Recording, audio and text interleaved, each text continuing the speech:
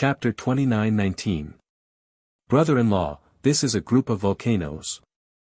They are all alive and can erupt at any time, spewing magma. If it weren't for the fact that the Empire doesn't have the ability to move to other planets, we wouldn't be living here. But don't worry, brother-in-law.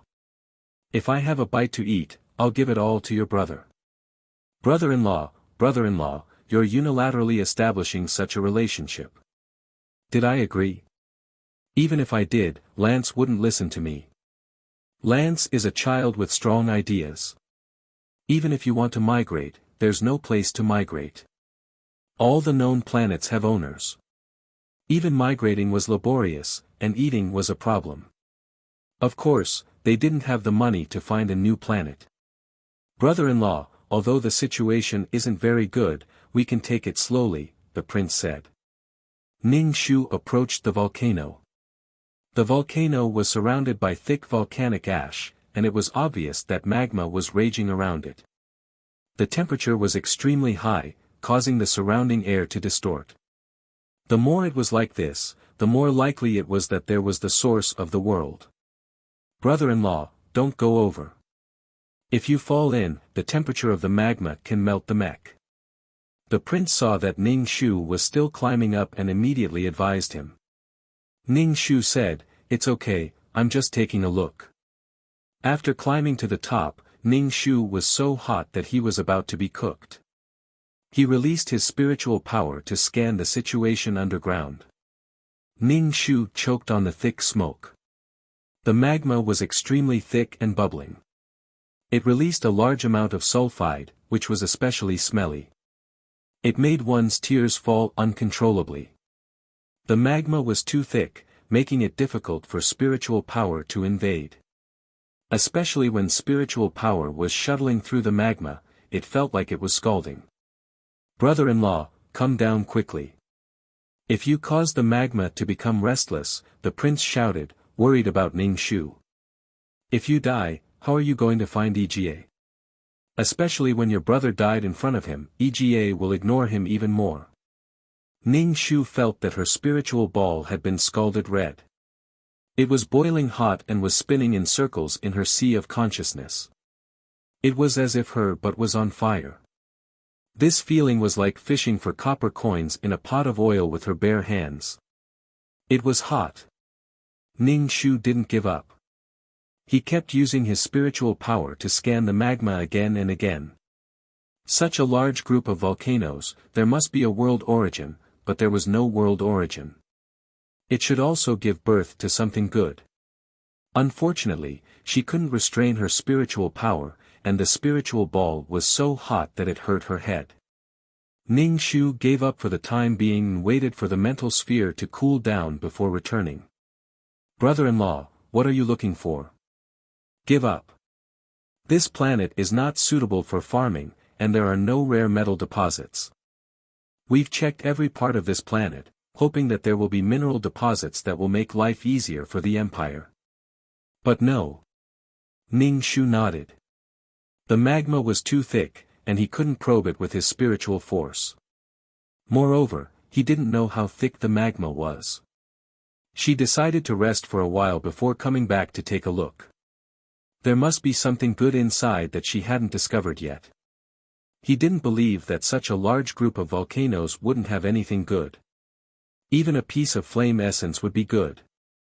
The prince's AI informed him to hurry home, and his father was already urging him. Brother-in-law, you should come back with me. Ning Shu shook his head. No need, I'll stay here. Can you return the box to me? With the box, he could set up a tent here and rest for a while before continuing his investigation. In a situation like this, ordinary high-tech equipment wouldn't be able to detect it. The temperature was too high, and it was easy for the equipment to malfunction. It was even more impossible to throw the equipment directly into the magma. Even if they did, they wouldn't be able to see anything. How can I do it here? Brother-in-law, let's go back. The prince dragged Ning Shu away. Ning Shu rolled his eyes helplessly. You're really mistaken. Don't tell me you really think that you can win over Lance just by pleasing her. Not only Lance, but also General Tobias. He brought his troops over and directly flattened this planet. Son, the Locke Empire sent over some good news. They said that General Tobias is getting married and invited all the empires to attend the ceremony. I heard that General Tobias' other half is an EGA. My God, why is it so easy for him to find an EGA? Son, you should go to the bigger empires. The chances of encountering an O are higher there. Ning Shu raised his eyebrows in surprise. Tobias was getting married to Lance. What happened while she was away? This kind of marriage was a public announcement. It was General Tobias announcing to everyone who his other half was. Although General Tobias was very powerful, he also had enemies and political enemies. On the other hand, his other half was the weak O. It was very likely that people would target Lance to attack Tobias. All the empires sent out invitations through the interstellar network, and Lance became famous. Ning Shu scratched his head. What was Lance thinking? He wouldn't run away during the wedding, right? Or was he in a hurry to get married because he was pregnant? However, in reality, marriage wasn't very important in this era. It didn't matter even if you were pregnant. They wouldn't mock you because you were pregnant. Instead, they would make a contribution to the empire's population. This was especially true for O, whose children were all very outstanding and powerful. It was precisely because the concept of marriage had become diluted that this kind of solemn and traditional marriage seemed especially sincere. The prince didn't feel much about the marriage. He said to Ning Shu, "That's great. We can go together. We can also find our brother." Ning Shu, "That if you really want to go to the wedding, you'll see my brother." The prince asked his subordinate to bring Ning Shu's box over. After a while, the subordinate handed the box over to Ning Shu. The prince then solemnly handed the box over to Ning Shu. "This is all a misunderstanding. We're all on the same side now." Ning Shu, the fat king was confused. Why was his son trying to curry favor with AO? He could either kill him or scram. Ning Shu carried the box to the side of the volcano and set up a small tent to rest.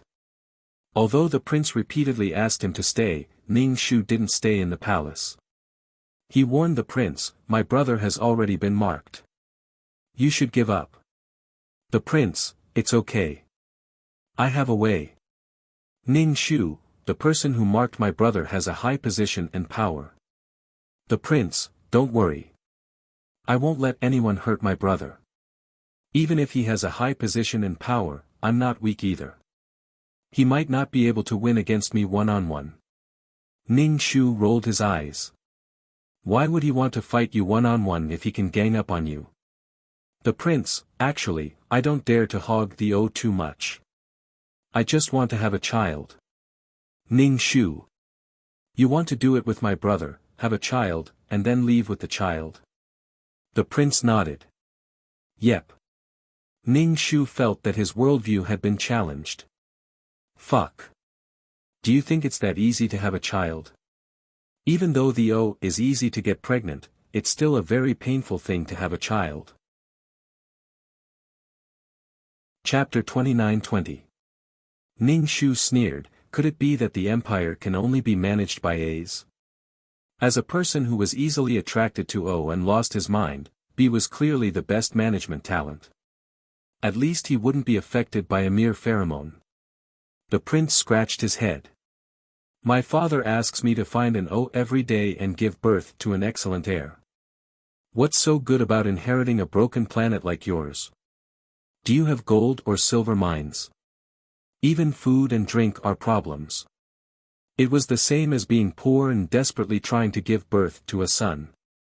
B is too mediocre. His physical fitness and IQ are far from A's. No one is perfect. If he's careless in choosing an heir, the empire will really be finished." Ning Shu just said, "I hope you get what you want." After setting up the tent, Ning Shu lay down to rest. He was really a little tired. There was dead silence around the volcanoes. There were no animals, and no people came. It was like 1,000 mountains with no birds flying, and 10,000 paths with no traces of people. The spiritual ball in Ning Shu's consciousness was bright red like a piece of red-hot iron. When Ning Shu touched the spiritual ball, there seemed to be sparks falling. Stimulating the spiritual ball was very painful. Since the spiritual ball was red-hot, he had to temper it like he was tempering iron. However, the spiritual ball hurt as soon as he stimulated it. Ning Shu endured the pain and tempered the spiritual ball over and over again. At first, he was very gentle, slowly stimulating it, then slightly increasing it. The heated spiritual ball became smaller and smaller under Ning Shu's stimulation. It was previously the size of a fist, but now it was the size of a ping-pong ball. What was going on? Why was it getting smaller and smaller? Was it really like iron? The more he tempered it, the smaller it became until it was refined iron. Were there no impurities in the spiritual power? When the spiritual ball was squeezed by the heart earlier, it returned to its original state and became a little stronger. Now, it was smaller again. The spiritual ball's temperature also slowly dropped. Floating in the sea of consciousness was a shining silver spiritual ball.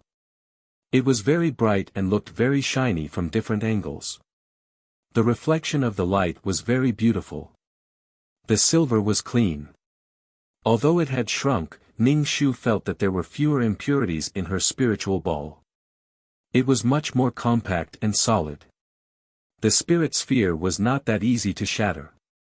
This is a good thing, I didn't expect it to have such an effect. Ning Shu hurriedly used his spiritual force and continued to scan the magma.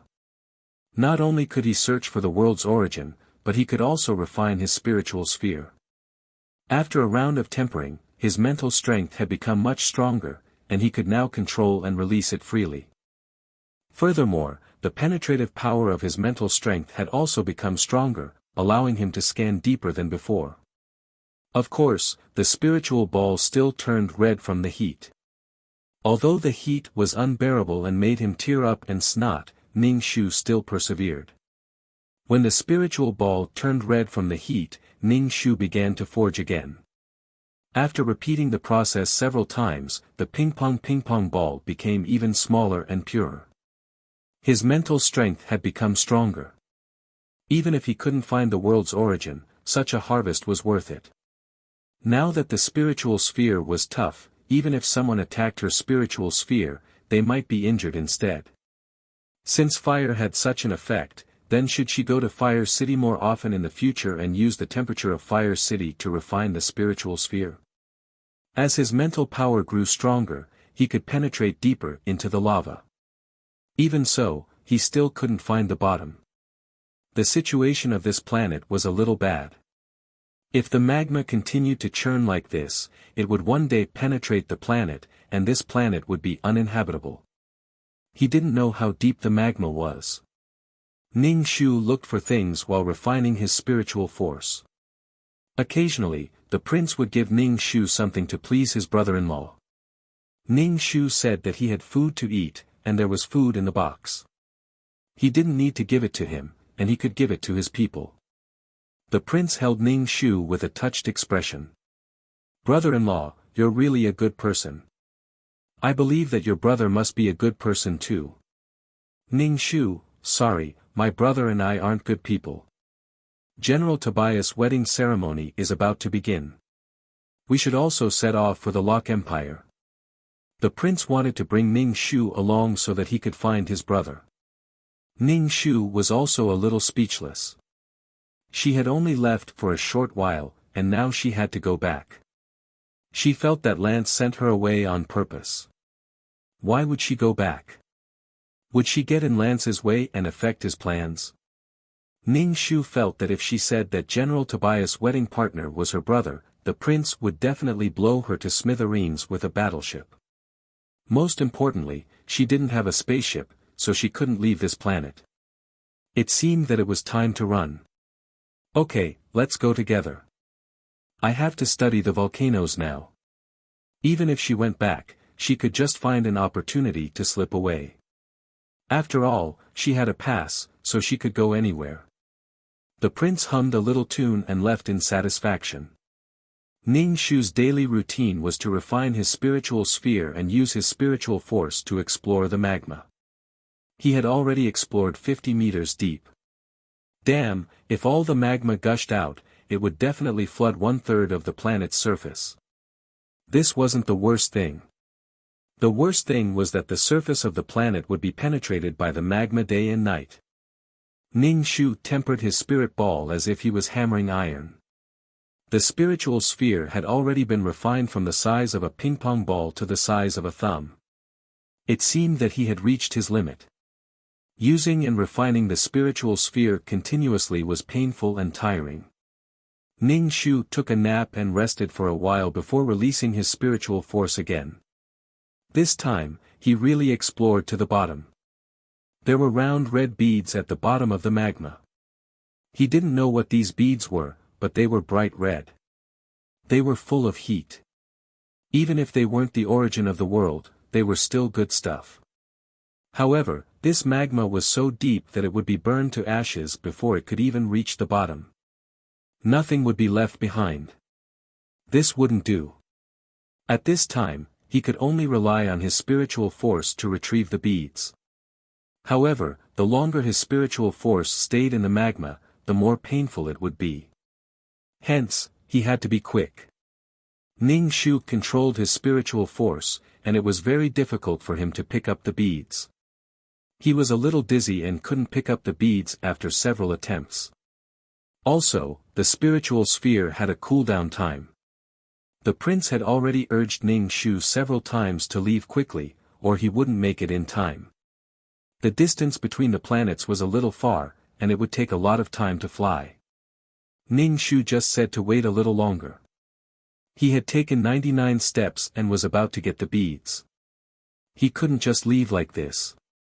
The prince sighed. It would be great if you were You love this planet so much and can't bear to leave. We can definitely live happily together. Ning Shu, why did it have to be EGA? Were they so superficial that they only cared if the other party was Chapter 29-21. She didn't love this planet, but she didn't want to give up until she got what she wanted. 1 second. L.A., a wonderful novel with no pop-up window to read for free. He wondered if the volcanoes would become extinct if he took away these beads. Since they had become extinct volcanoes, the soil around the volcanoes was suitable for growing things. The volcanic ash was rich in all kinds of minerals. Therefore, he treated it as a good thing. Ning Shu had to take out the red beads inside. Moreover, these beads were a big gain. The prince went to prepare the things for the trip and asked Ning Shu to leave quickly. He probably really treated Ning Shu as his brother-in-law. His words were affectionate, and he urged Ning Shu to hurry up as if he was one of them. Ning Shu was speechless. What should I do? I already told you that your brother was marked, and the person who marked him had a high position. Ning Shu began to fish for the beads. After working for half a day, his eyelids were swollen from the sulfide-rich volcanic smoke. Finally, he fished out a red bead. This bead was fished out. It was red, and the huge heat caused the surrounding air to distort. Ning Shu's face was also steamed red. His cheeks were red. Such a high temperature was troublesome. Ning Shu simply put it back into the system space. If he carried it with him, it might cause the spaceship to crash. Ning Shu was afraid that after his mission was completed, he would return to the system space to take a look and find that everything in the system space had been roasted. He didn't know if he could throw it into the law of nothingness. Ning Shu scooped up all the pearls and counted that there were 15 of them. With a black face and roasted hair, Ning Shu packed up the tent and stuffed it into a box. He could leave the planet. After washing up, Ning Shu and the prince were on their way to the wedding banquet. Before leaving, the fat king used his chubby hand to grab his son's hand. As he stroked him, he said, "Son, study hard and try to find an EGA. I'll wait for your triumphant return in the Empire. Son, do your best. Don't worry, I'll definitely find an O, Ning Shu, maybe I can get a back." Ning Shu and the prince boarded the warship. After all, he is the prince of an empire. He needs a few attendants by his side so that he won't be looked down upon by others. Everyone had a cool mecha on them. Those who didn't know better would think that they were rich. The speed of the warship was extremely fast and stable. Ning Shu was looking forward to it, hoping that it would be safe this time. The prince said to Ning Shu, "Brother-in-law, we're all on the same side. Don't tell anyone about our planet. It's not easy for everyone to live. I only steal things, I don't kill people." Ning Shu clicked his tongue twice. "For a poor person like me, robbing my things is no different from taking my life." The prince nudged Ning Shu with his shoulder. "Don't say that. Didn't you say that your brother was marked by someone powerful? Why are you still so poor?"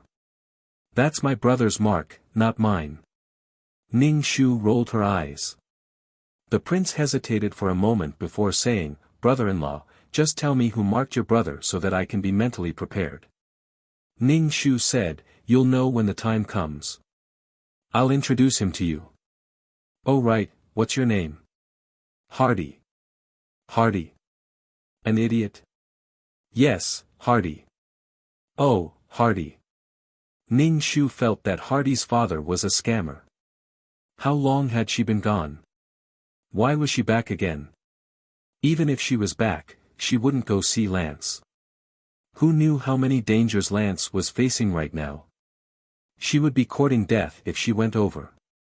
Thus, when she reached the main planet of the Locke Empire, she ditched Hardy and left. Right, since Tobias and Lance are getting married, then Colonel Heller should be there too. If he didn't come now, when would he come to cause trouble?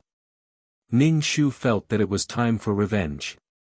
The red bead could finally be put to good use. He didn't believe that a mecha could fly in such high temperatures. The flight was very boring, especially since there was nothing on the battleship. There wasn't even any snacks. When they were hungry, they had to drink nutrient fluids. After drinking, everyone stared at each other. There were also some who let go of their restraints and went to have sex in 2s and 3s. There was nothing better to pass the time, especially in this world filled with the aroma of meat. Ning Shu was practicing his spiritual power, expanding his sea of consciousness, and strengthening his spiritual power. This time, he would go back and test how long he could build a spatial tunnel. Ning Shu saw Hardy staring at him and said, "Aren't you going to have fun?" This kind of thing was common. "No, I'm going to give my body to your brother." Ning Shu was speechless. "As long as you're happy. When the time comes, it will definitely be a bolt from the blue." Ning Shu was a little suspicious. Did Hardy meet Lance during the robbery?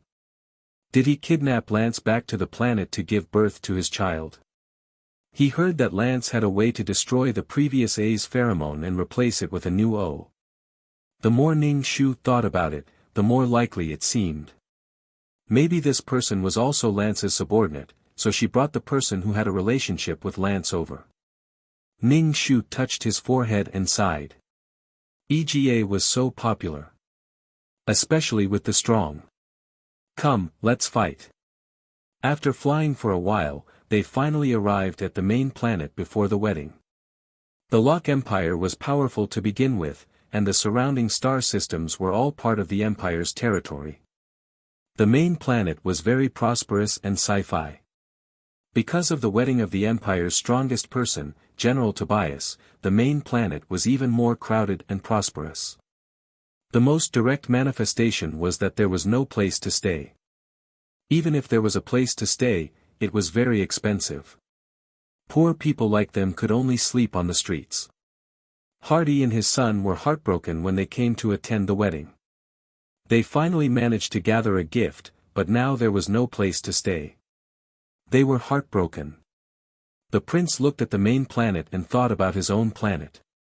It was as poor as a ravine and undeveloped.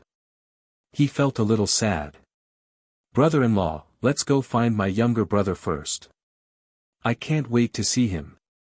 He could also solve the accommodation problem. The battleship was parked outside the main planet, so he couldn't even stay in the spaceship. It was driving him to death. He was beginning to suspect that General Tobias' marriage was an attempt to increase the Empire's income and increase its consumption, thereby contributing to the Empire's GDP. Ning Shu sighed. I want to tell you something. You have to stay calm. Tell me. As long as his younger brother wasn't going to marry General Tobias, the prince felt that he could fight for it.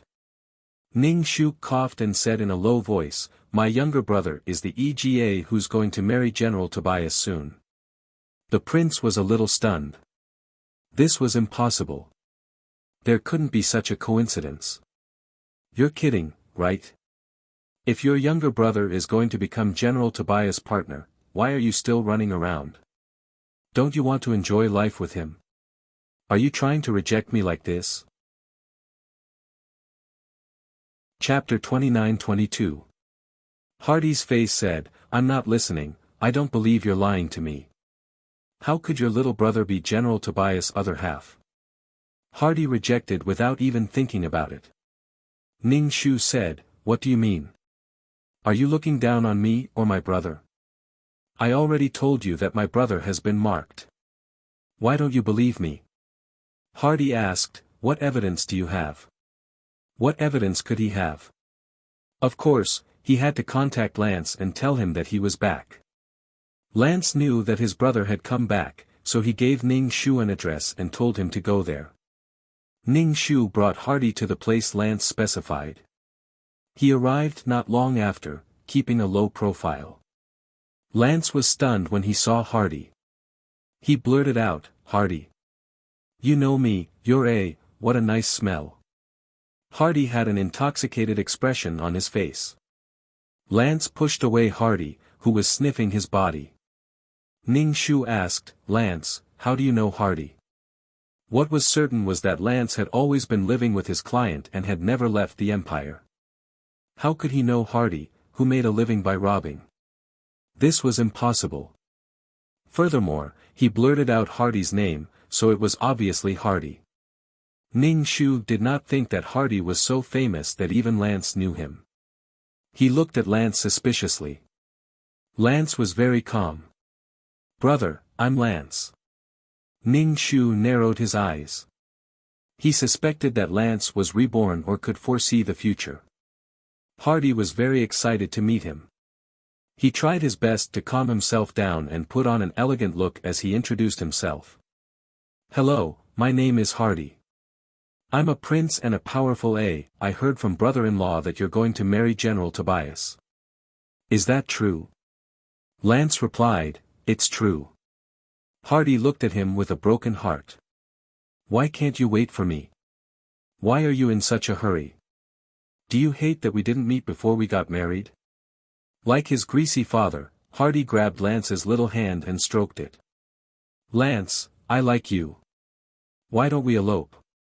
Lance withdrew his hand expressionlessly and said to Ning Shu, brother, the main planet is a bit dangerous recently. You can either leave here or hide well. And don't show up at my wedding. Ning Shu nodded. He was a little suspicious about the purpose of this wedding. Ning Shu asked worriedly, will you be okay? Don't worry, General Tobias will protect me, Lance replied. Ning Shu was a little perplexed by General Tobias' intentions. Theoretically speaking, all of the guests attending the wedding were either rich or powerful, and there were many of them. Pulling their A's partner to hold a wedding, that smell can make the A's present become restless. Generally speaking, if there was a Type A exclusive pet, they would keep it in secret and would not announce it to the world. Lance was currently in danger, perhaps he had some sort of deal with General Tobias. Ning Shu scratched his head.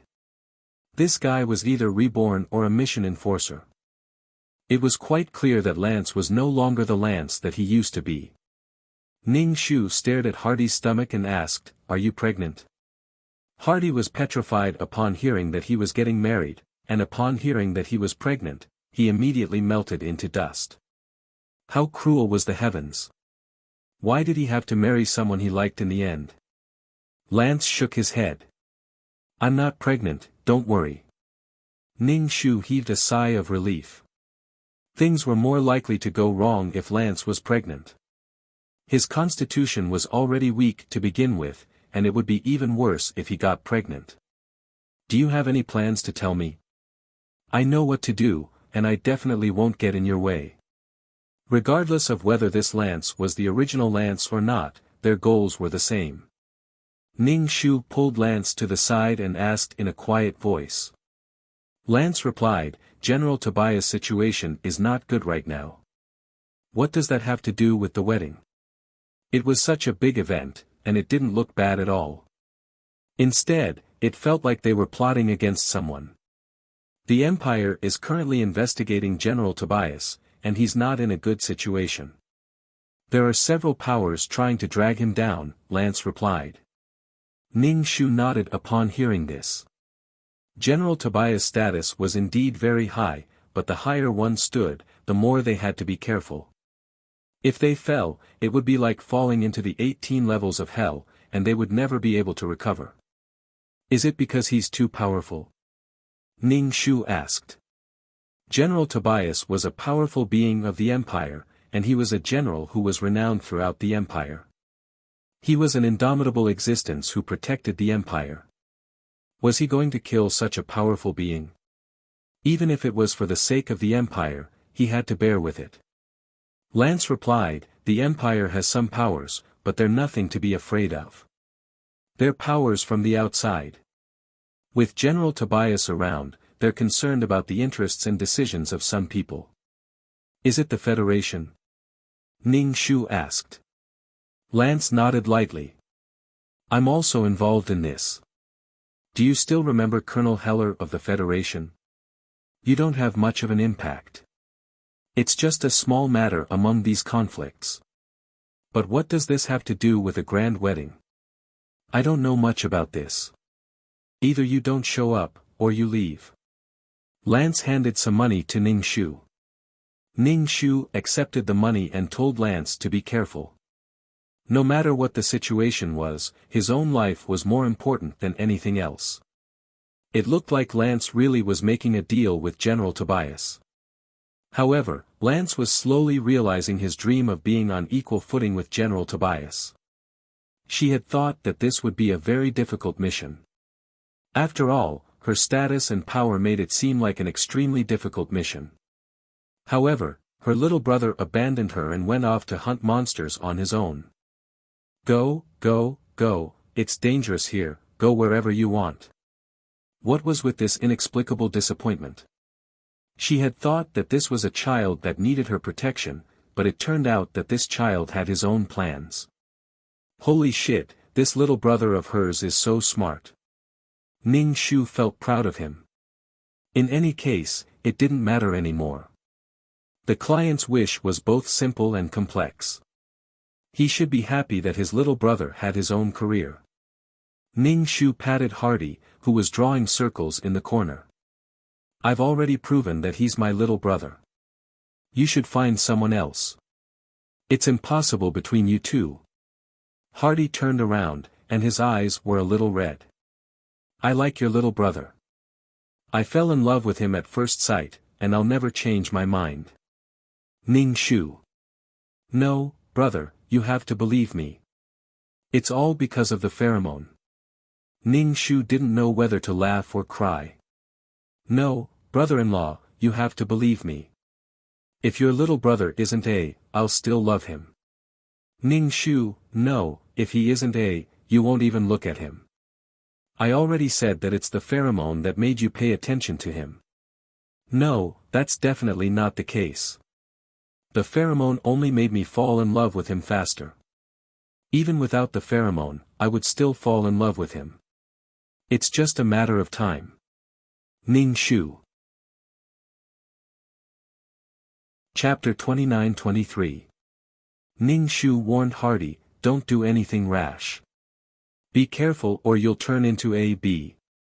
The most important thing was to not cause any trouble for Lance. Hardy's face was filled with sadness. The person I like is getting married to someone else, and you're doing this? Are you going to let me be sad? Hurry up. Ning Shu pursed his lips and said, don't attend the wedding. Go and study. When you're strong, the school will give you a wife, and she'll be really? Hardy's eyes lit up. Give her a wife? Ning Shu chuckled. Hardy's bright expression dimmed again. Even if the school gives me a wife, the person I like will always be Lance. Ning Shu thought, dream on. Ning Shu was not going to attend the wedding. As for Heller, he could take his revenge at any time. He could not cause trouble now. Right now, Tobias and Lance were like two grasshoppers on the same rope, and they were bound together for good or ill. With the money Lance gave him, Ning Shu was going to embark on his journey again. He might be able to find some treasures if he went to more places. After all, there were so many planets. There might be treasures on every planet. Hardy was still feeling sad. Seeing Ning Shu leave, he asked, brother-in-law, where are you going? I'm leaving. Let's part here, Ning Shu said kindly. Don't attend the wedding. It'll hurt your heart. No, I want to attend. At least I want to see him happy, Hardy said. He thought for a moment and asked, will the military school really give you a wife? Ning Shu thought it felt like he was bullying an ignorant mountain person. Prince, he's lying. I checked just now. The school won't give you a wife. Hardy's subordinate showed him the artificial intelligence. Hardy's expression became even sadder. Ning Shu could not be bothered with him. They had met by chance, so it was time to part. Ning Shu found a spaceship and was about to leave when he was told that he could not leave the main planet for now. He had to wait until the general's wedding was over. This meant that the main planet was in a situation where one could only enter and not leave. Something was brewing here, and it would explode when the time came. Who knew how many people would be blown off their feet? This was the feeling of an ultimate battle. Unable to leave, Ning Shu had no choice but to find a place to stay. There was also Hardy and a bunch of people who shamelessly followed her, saying that she was a local and they were unfamiliar with the place, so they could only rely on her. Every day, there were so many people sleeping on the floor that there wasn't even a place to walk. The wedding was getting closer and closer. Every day, there would be many warships patrolling the streets. Of course, with so many people, it was easy for conflicts to break out. Sometimes, the entertainment news would turn into a fight with someone over something. After meeting Lance that time, Ning Shu hadn't contacted Lance. He guessed that Lance was now preparing for battle. It was better not to disturb him. She did not need to worry about her younger brother, which made her feel rather comfortable. Ning Shu searched for information on his AI every day. He knew what planets had what wonders. Perhaps these wonders had some treasures. After sorting out these planets, he planned to go to these planets after the conflict was over. Hardy would go out every day and come back after a round. From time to time, he would brainwash Ning Shu. Brother-in-law, I don't think Lance and General Tobias will be happy. Ning Shu. Do you think they'll be happy if they marry you? Give up, there's no chance. Perhaps there was a chance in your previous life, but you won't be able to imagine Lance in this life. No matter what deal Tobias and Lance had, even if it was a fake marriage, they were still husband and wife in the eyes of everyone. Not to mention the people who attended the wedding, the Galactic Network would spread the wedding scene and all sorts of details throughout the entire star system and the Empire. The Galactic Network was howling in grief. The dream lover of the Empire suddenly dropped a bomb and was going to marry someone else. This was so sudden that many people were heartbroken. Of course, on the Galactic Network, there were all sorts of slander and insults directed at Lance. They said that Lance was a flirtatious bitch who used her pheromones to seduce others. Of course, there were also some people who gave their blessings. Ning Shu was idling around every day. On the day of the wedding, warships flew across the sky, and all sorts of warships were assembled into different shapes. This was truly a sci-fi scene. Ning Shu didn't go. Instead, he watched the live broadcast at home. Knowing that something might happen at the wedding, Ning Shu was very obedient and didn't go. He was still a little afraid of encountering Heller. Heller definitely didn't come here alone this time. If Heller was alone, Ning Shu might still have a chance to kill him and destroy the evidence so that he wouldn't be wanted by the Federation. Although Hardy was poor, he was still a prince of the Empire, so he naturally had to attend the wedding. Most importantly, he was still a little hopeful that Lance would break off the engagement and elope with him. Wahahaha, the wedding was extremely grand, and all of the Empire's nobles came to attend. All of the Empire's nobles had sent people of high status, and the Federation naturally attended as well. This was the largest wedding in the past 100 years. Ning Shu was eating snacks at home and watching the live broadcast. He saw Hardy, and although the camera only flashed past, he also saw Heller. Heller's expression was extremely dark. "I feel a lot better seeing you in a bad mood." The wedding was very sci-fi and romantic, and everyone made a promise to each other according to ancient rituals. However, halfway through the wedding, something happened to General Tobias. He spat out a mouthful of blood, and his face quickly turned ashen as he collapsed to the ground. Chaos ensued, and Lance also started to spit out blood. Ning Shu almost choked on his fruit. What the fuck? Was he assassinated? The situation started to spiral out of control, and there was an uproar. A newlywed couple had both died during their wedding. Although they weren't really dead, their lives were hanging by a thread. Ning Shu was a little puzzled, and all kinds of thoughts ran through his mind. He stared at the live broadcast without blinking, afraid that he would miss out on any details. Could it be that the two of them had orchestrated this? Ning Shu wasn't present, so he couldn't confirm whether the two of them were still alive. "Their hearts aren't beating, their pupils are starting to dilate," someone yelled. The pillar of the Empire had fallen just like that, and it seemed that he had been assassinated. Some people were secretly delighted, but there were also people who revealed expressions of sadness and anxiety. Some people were so angry that they directly locked down the entire planet to find out the truth. The Empire's king was one of them. In any case, it was supposed to be a grand wedding, but it ended up like this. Everyone was trapped here, and the Locke Empire was clearly furious. What if they wanted to find someone to vent their anger on? Who was the culprit? All of the people who had enmity with General Tobias were immediately placed on the list of suspects. The entire planet was surrounded by battleships. The entire planet was in a state of low pressure, and no one was allowed to leave. Innocent people were all trapped here. Chapter 29-24. Hardy came back and yelled at Ning Shu, Look. Something happened. I told you that Lance and General Tobias wouldn't be happy. They were halfway through their wedding, and now they almost lost their lives. It's not even certain if they'll wake up.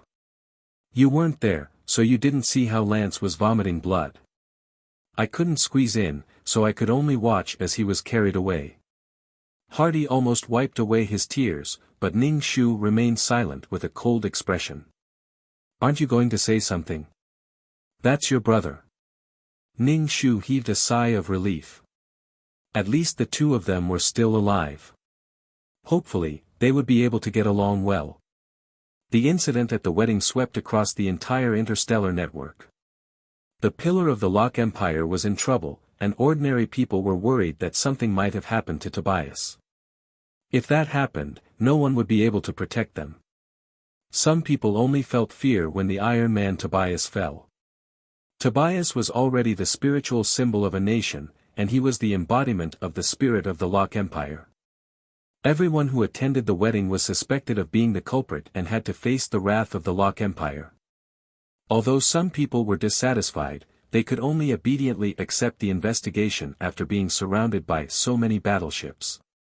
If something happened to Tobias, the Lok Empire would have no one to fight for the time being, and they might be able to annex it. There were many planets in the Lok Empire's star system, and some of them had rare metal deposits.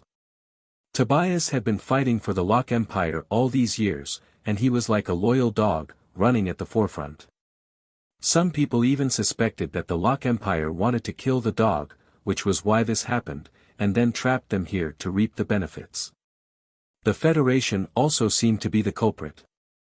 If one were to ask who the Federation hated the most, it would be General Tobias, because he was simply too domineering.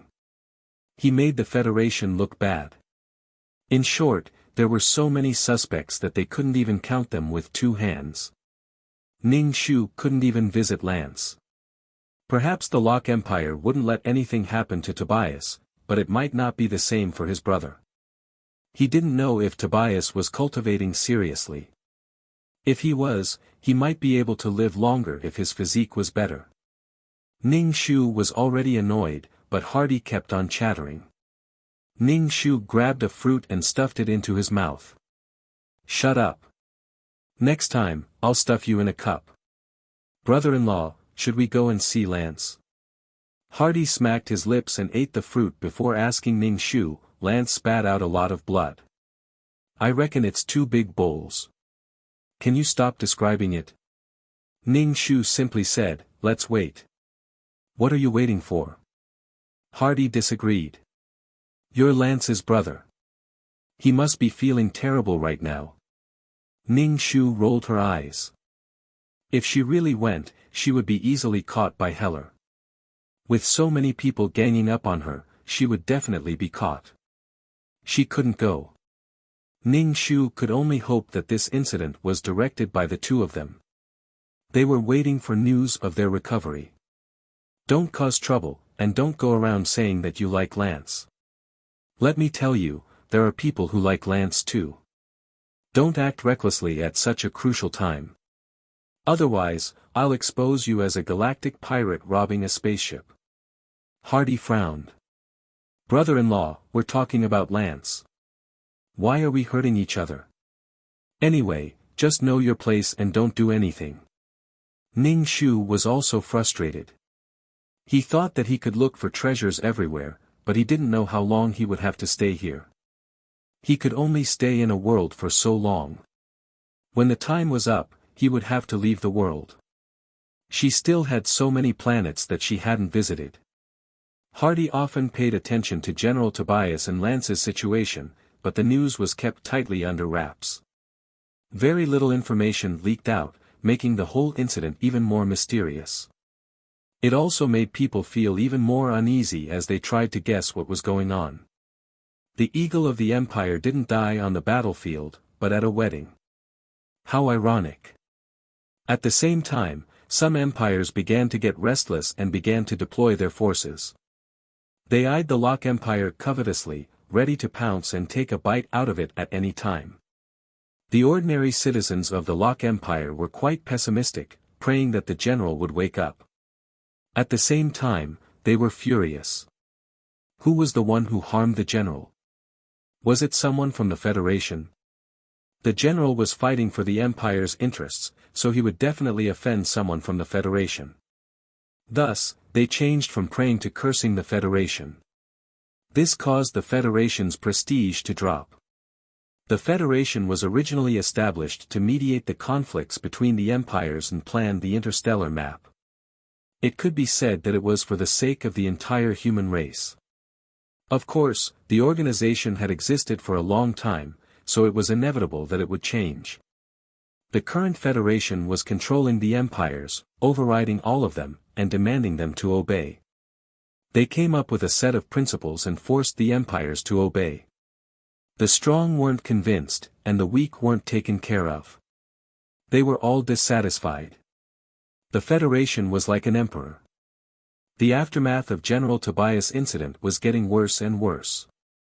Even now, Ning Shu still felt that this matter should have been discussed between the two of them. Ning Shu was slightly relieved. He wondered if he should take advantage of the chaos to get rid of Heller. Before he left, he definitely had to take revenge for torturing the original owner of this body. After thinking about it, he felt that this wouldn't do. Not to mention that there were so many people watching. If something happened to someone from the Federation would no longer be under suspicion. You haven't even found any evidence yet, and you're already attacking someone from the Federation. You want an explanation. The Federation would then be the host. If things got complicated, the Empire would be in trouble. Ning Shu wasn't very patriotic, but he also didn't want to disrupt Lance and Tobias' plan. The situation that the two of them had worked so hard to create couldn't be ruined by her. Bear with it. He had to deal with this before he left anyway. He dripped some wax on his leather whip. Hardy said to Ning Shu, "If Lance is fine, let him come with me. It's too dangerous for him to follow General Tobias. As long as Lance comes with me, I won't study anymore. I'll go back to the planet and live a comfortable life." "Ning Shu, aren't you robbing people for a living?" "Hardy, brother, can you stop talking about robbing people?" Ning Shu said with a serious expression, "It's all up to Lance. If Lance wants to go with you, I won't stop him. However, if Lance wants to follow General Tobias, then I'll support him." Hardy pursed his lips. "I'm calling you brother-in-law for nothing. Even if you call me your ancestor, there's nothing I can do. Just calling me your ancestor can solve everything. Young man, you're too naive. You don't know how sinister people can be." Ever since the incident, news about Tobias had been sealed off. The public didn't know what had happened, and their emotions were still fermenting as they demanded to know more. This was so that they could calm down. However, the official news was that Tobias was still receiving treatment and that he was fine. Chapter 29-25. However, the citizens were not satisfied at all. There were some rumors that General Tobias was already dead, and the Empire was hiding the news from the general. Tobias was dead. How could such a ferocious person die? There was no way to confirm this, so the various powers tried to gather information about Tobias through various channels. If Tobias really was dead, then the Locke Empire would definitely be in pain for a while. The citizens were even more confused. "Why didn't you tell us if the general was alright?" Ning Shu looked at the interstellar network every day, and it was all about General Tobias. An empire only knew about generals, but not kings. If the king was magnanimous and forgiving, then it would be fine. However, if the king was petty, then he would probably be gnashing his teeth in hatred. Tobias was truly too powerful. One day this dog may bite its master, and the master will definitely be frightened. Now, Ning Shu was starting to suspect that the Empire was behind this, and that their goal was to kill Tobias. Ning Shu's mind was in a mess. Anyone could be the culprit, and he was even more worried about his younger brother. This guy was too stubborn. He didn't even say anything in advance, and he collapsed in an instant. Ning Shu could only think in a positive direction. After all, Lance had said that something would happen during the wedding. If something happened to Lance during this period of time, then her mission would most likely be ruined. As for what happened to Lance after she left, that would have nothing to do with her. However, nothing could happen to Lance during her mission.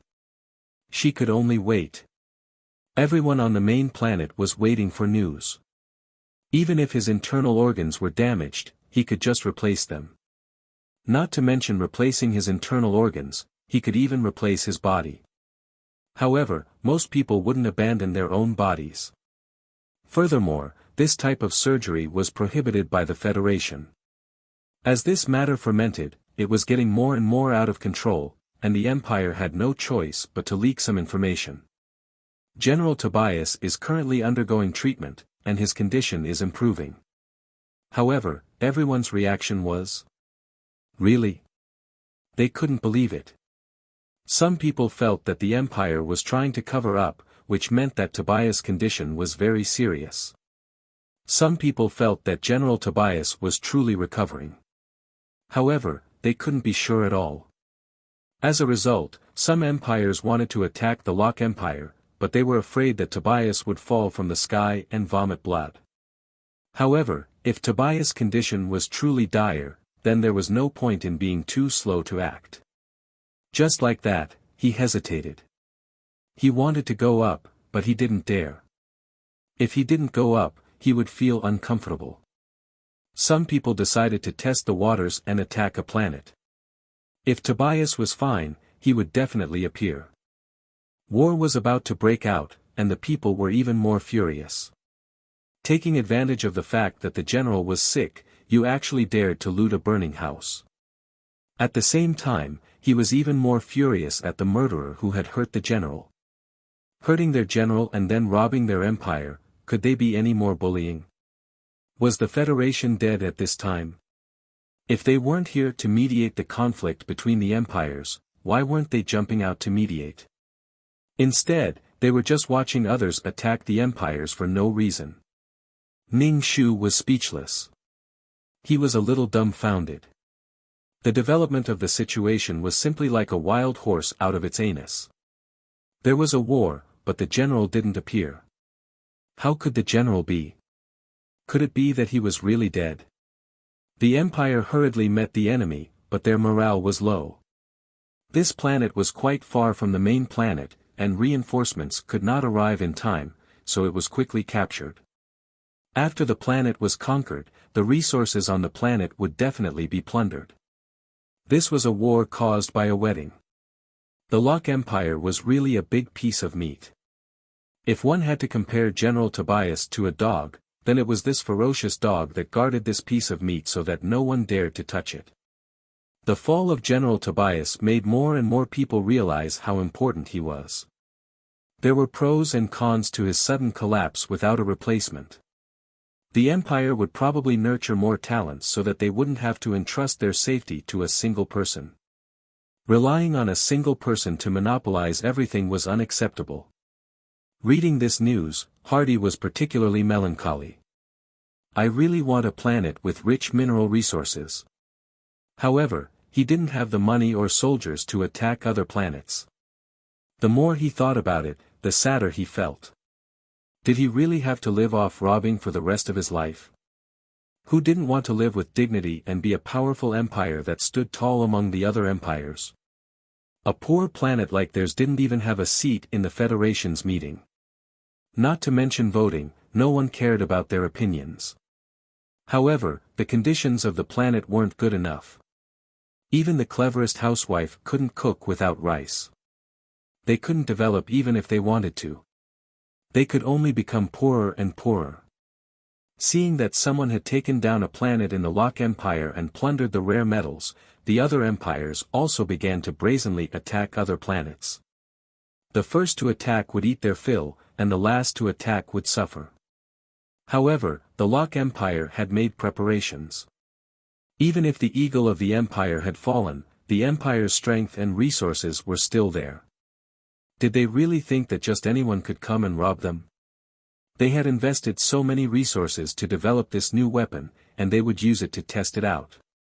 Previously, when they saw that someone had eaten the crab, of course, they wanted to follow the trend and get a share. However, they bumped into someone head-on and ended up with bruises all over their heads. They didn't get any benefits. At this time, the people who attacked the other planets were crying to the Federation. "Boss, they were using weapons of mass destruction. You have to do something about it." Previously, the Federation was still playing dead. When they saw the new weapon developed by the Lok Empire, they were a little shocked and immediately warned the Lok Empire that using such weapons was inhumane and a violation of human rights. When Ning Shu found out about this, he pursed his lips. The Federation was probably done for. Such actions were too shameful. The Federation's actions would only weaken their image of fairness and justice. The strength of the Lok Empire was probably a thorn in the side of the Federation. They had to keep it under control at all times. Otherwise, even the Federation wouldn't be able to control them. They probably wanted to use these greedy empires to erode some of the Lok Empire's strength and make it easier to manage them. The thorns needed to be dealt with. The development of the incident made Ning Shu feel relieved. Tobias and Lance should be fine. The citizens of the Lok Empire were burning with anger and cursed the Federation. Previously, when the Empire was invaded, they didn't even say a word. Now that the Empire was using weapons, they crawled out to complain. Could they be any more disgusting? This time, the general's accident must have been caused by the Federation. It was all for the sake of what would happen next. The Federation was so vicious. They used other empires to attack them. Why can't we use the weapons that we spent our own money and effort to make? Who do you think you are to say that we can't use them just because you say so? Ning Shu hoped that the empire would be fine. After all, if something happened to the Lok Empire, the citizens wouldn't have a good life either. Their country was gone, and they didn't even have roots. They were even less confident. Chapter 29-26. Hopefully, it would end soon so that she could find something good. It would be best if there wasn't a war. Otherwise, it wouldn't be safe anywhere. All sorts of discussions were brewing on the interstellar network. The culprit who assassinated General Tobias hadn't been found, and now they were attacking the Empire. This was premeditated. Now that something had happened to General Tobias, these people would snatch the Empire's resources.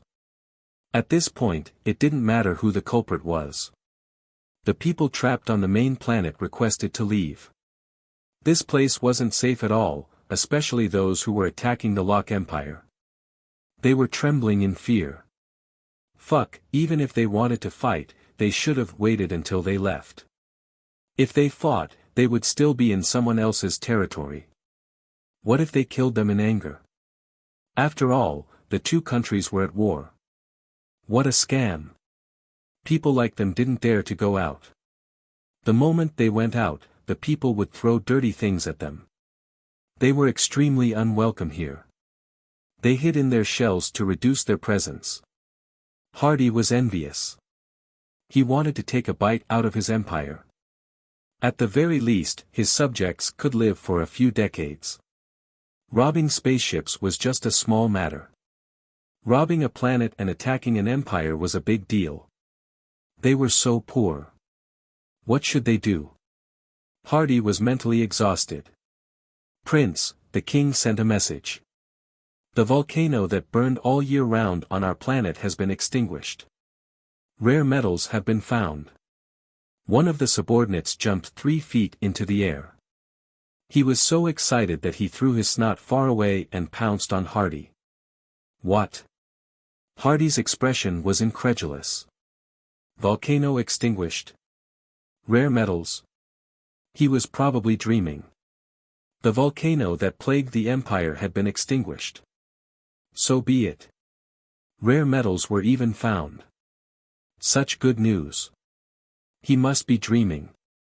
Hardy slapped his subordinate's face, but his subordinate was still smiling foolishly. Prince, the king wants to talk to you. He didn't even feel pain. He was indeed dreaming. Ning Shu raised his eyebrows when he heard the news. There was such a good thing. If rare metals were really found, this poor empire might be able to turn the tables. However, the prerequisite was that they could protect these things. The empire had neither money nor manpower. In the face of high-tech weapons, the fragile people were as fragile as little rabbits. Son, we're rich.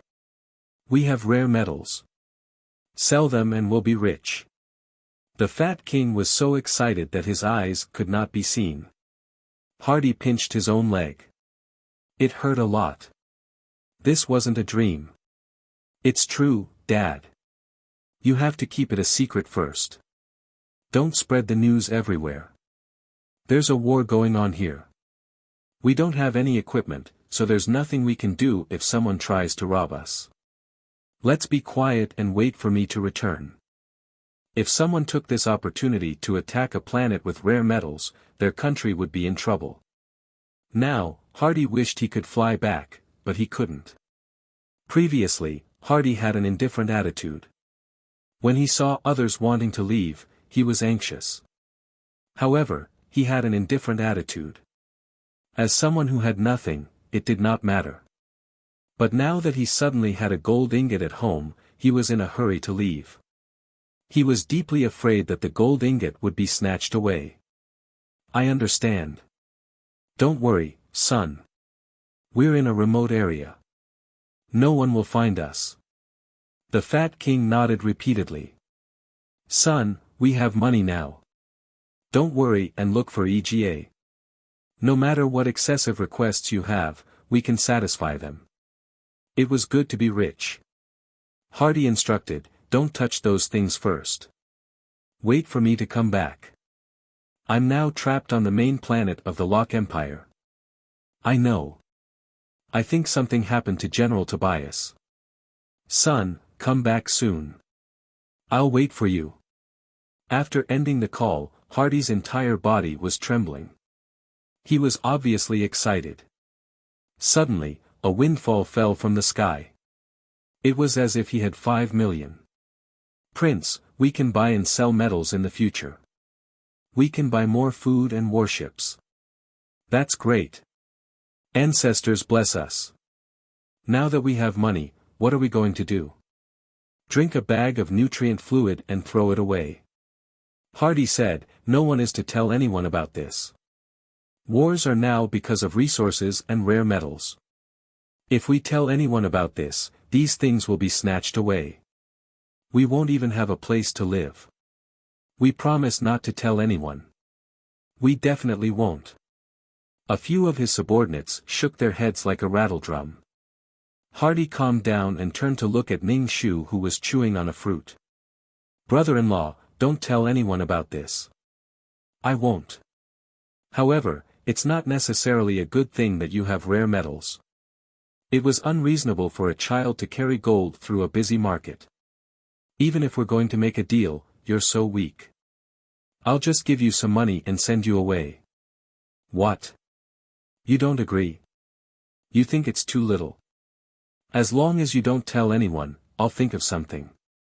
Also, don't tell anyone about my robbery. Pretending to be a galactic pirate was a capital offense. The Federation and even the other empires had a reason to send troops to wipe them out. It was only logical that they would occupy the planet and the rare metals. Ning Shu nodded. Don't worry. I won't tell anyone about this. If I do, I'll be in trouble. I'll be dragged into it myself. If I'm not careful, I'll lose my life. So what if he told them? These games between empires were not something ordinary people could afford to play. They did not have a huge amount of resources behind them for them to do whatever they wanted. Hardy heaved a sigh of relief. Brother-in-law, we're family. Who else can I trust but you? With rare metals, Lance will definitely live a good life. When Lance recovers, we'll leave this place and return to the planet to live a peaceful life. How about that? Ning Shu glanced at him. He still had not given up. Brother-in-law, why don't we let Lance fake his death and leave with him? Hardy felt that he had thought of a good idea. Ning Shu, haha, how were they going to take him away? Especially since Lance had the smell of pheromones on him. No matter where he went, he would easily attract attention. Moreover, Lance obviously had his own goal now. Why would they bring him around? It would be easy for something to happen. That was why Ning Shu would not eat too much. Also, what good would it do to take Lance away? Hardy wanted to give birth to an outstanding child, but what good would it do her? What a cunning thought. With the rare metal, Hardy walked with a swagger. He looked like he was in high spirits when it came to happy events. Previously, they did not find the rare metals in the fire ore.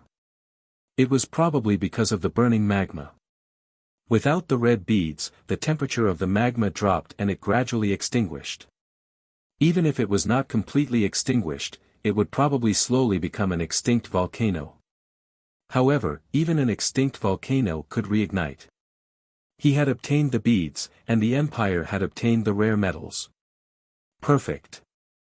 He had to take advantage of the limited time to search for treasures. With so many planets, he would definitely find other treasures/BK.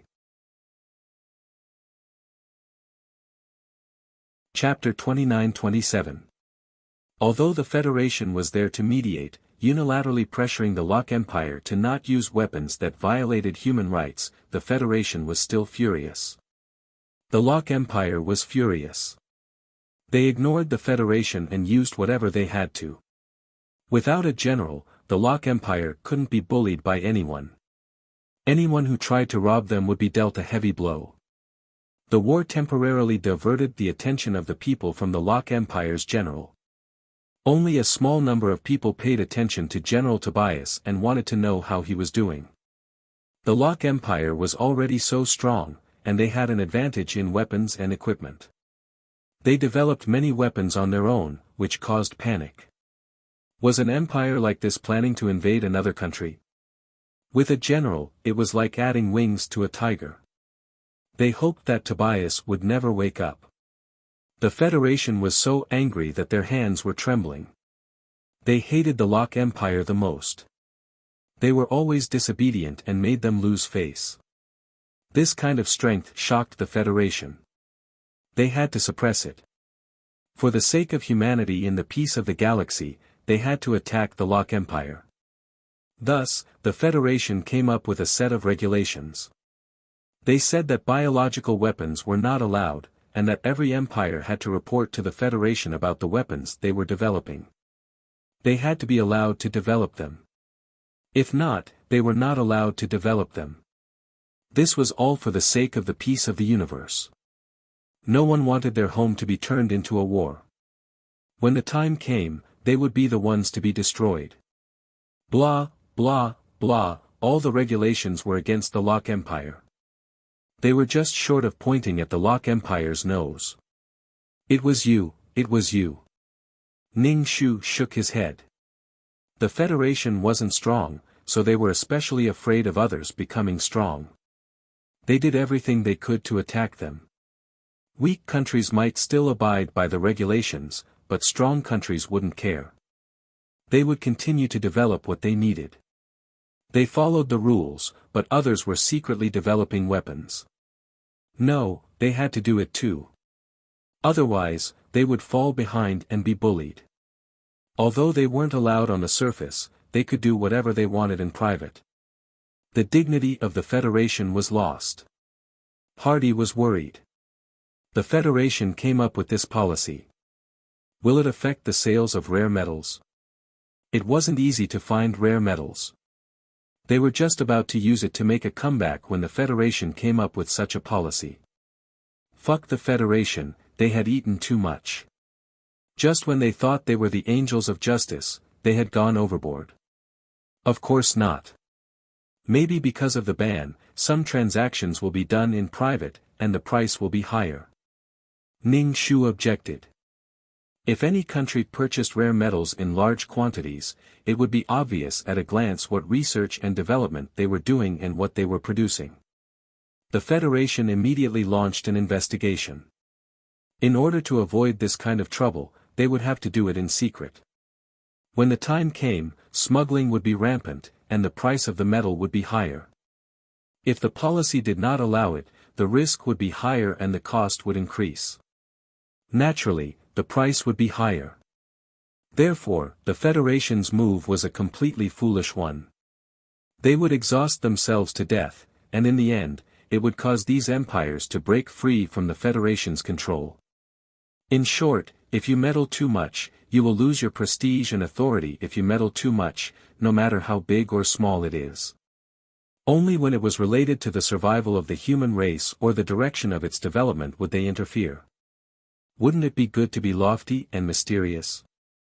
Even if he worked himself to death, he still couldn't get it. Hardy glanced at Ning Shu. How did you know? Ning Shu, if you use your brain a little, you will understand. The business on the surface will become a gray area, and the price will not be decided by the owner. Of course, when the time comes, more empires will plunder resources everywhere. It was better to own it than to buy it everywhere. Hardy was speechless. It was worrying when there were no rare metals, but it was also troublesome when there were rare metals. If they were not careful, others would attack the empire because the planet had rare metals. The empire's equipment was not as good as these powerful empires. When the time came, they would probably be slaughtered. It was possible that the empire would be destroyed. Hardy could not sit still anymore. He wanted to fly back to the planet. The first thing he wanted to do was to buy equipment with all the empire's money and arm himself first. Everyone had been trapped on the main planet for more than a month, and they were unprecedentedly agitated. It had been a month, and they were still not letting them go. This was too much. This was captivity. With the strong demands of all parties, the empire had no choice but to let these people leave and remove the lock on the main system.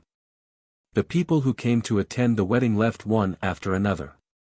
Hardy also had to leave with his subordinates. He was originally here to study, but his family suddenly made a fortune, so he had to deal with more important matters first. Hardy said to Ning Shu, "Brother-in-law, welcome to my planet to play. You will see a brand new planet, prosperous and rich." Ning Shu just nodded casually. Okay. Let's go quickly." Every night, the sound of snoring would come one after another. It was hard to rest well. Hardy hesitated for a moment. "Brother-in-law, next time you come, you have to bring Lance with you." Ning Shu waved his hand. Despicable again. After Hardy and the others left, the house became much emptier and quieter. Ning Shu also wanted to leave and go to various planets to look for good stuff, but he had to make sure that Lance was fine. The ultimate martial arts she was cultivating now allowed her to fly in the air. She could fly without a mech, but she could not use it in front of others.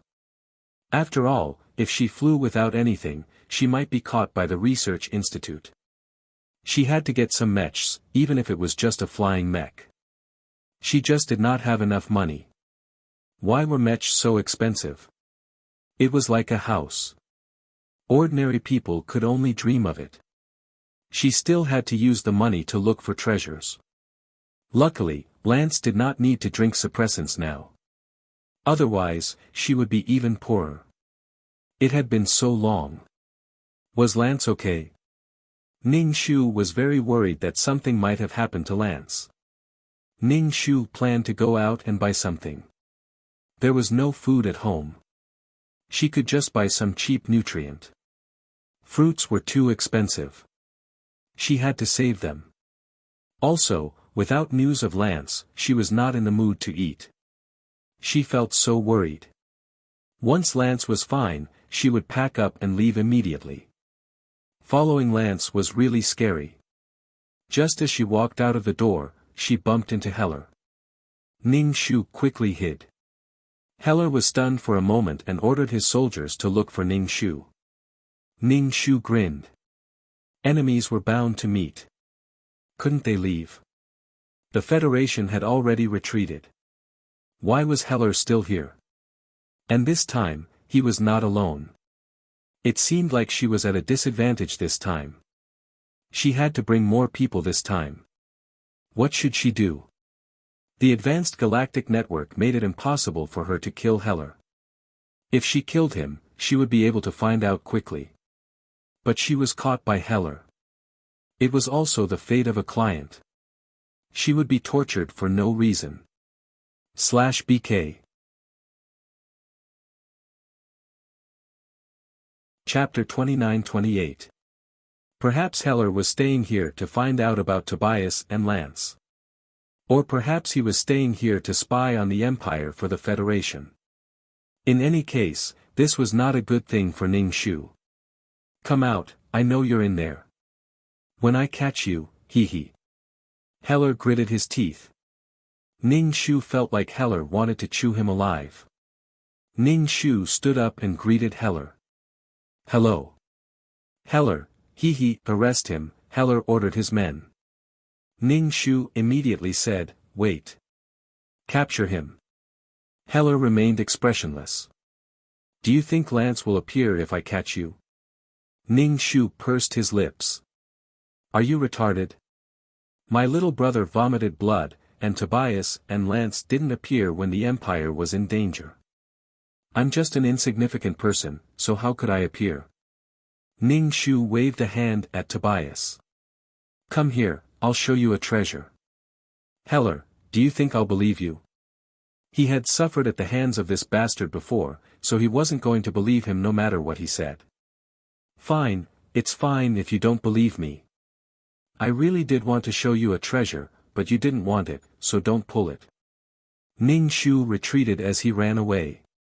He yelled for help as he ran, and at the same time, he used the galactic network to call for help. Help, the Federation is going to kill me. Police, please save me. Ning Shu ran like the wind, and the people behind him had to use their mechas to catch up to him. They had never seen someone run as fast as him. Ning Shu's movements quickly attracted attention, and some of the patrolling soldiers of the Empire discovered him, and they stopped their battleships to assist Ning Shu. Ning Shu rushed over with tears and snot all over her face. Her face was full of terror and fear. Help! The Federal Academy wants to kill me. They want to capture me and torture me. They want to prick my fingers with needles and pull out my nails. Everyone. Heller stopped in his tracks. This is a wanted criminal, so I hope you can hand him over to the Federation. These patrolmen's faces were ugly. They hated hearing the words Federation the most now. They didn't have any good impression of the Federation at all. What crime did he commit? The patrol officer asked. He didn't intend to let him go, mainly because he wanted to disgust him. Ning Shu said, I'm a citizen of the Locke Empire, and I didn't commit any crimes. It's this person who's trying to take revenge on me. Furthermore, I'm the older brother of General Tobias' partner. This person once coveted my younger brother, but he didn't succeed. Now, he's causing trouble for me. Oh, what evidence do you have? The patrol officer's expression became serious. This matter concerned General Tobias, so he couldn't afford to be careless. Everyone knew that General Tobias' other half was extremely attractive to A. Could it be that this federal colonel was coveting General Tobias' other half? Now that the general situation was not good, they came to bully people related to the general. Ning Shu said to the patrol officer, I have a pass from the general. It's at home. I can give it to you. Don't hand me over to him. I didn't commit a crime. Don't worry, we will deal with this matter seriously. At the same time that the patrolman informed the others, many battleships flew over and surrounded the place. Heller's expression was a little ugly as he looked at Ning Shu. Ning Shu immediately shrank behind the patrol officer, looking very scared.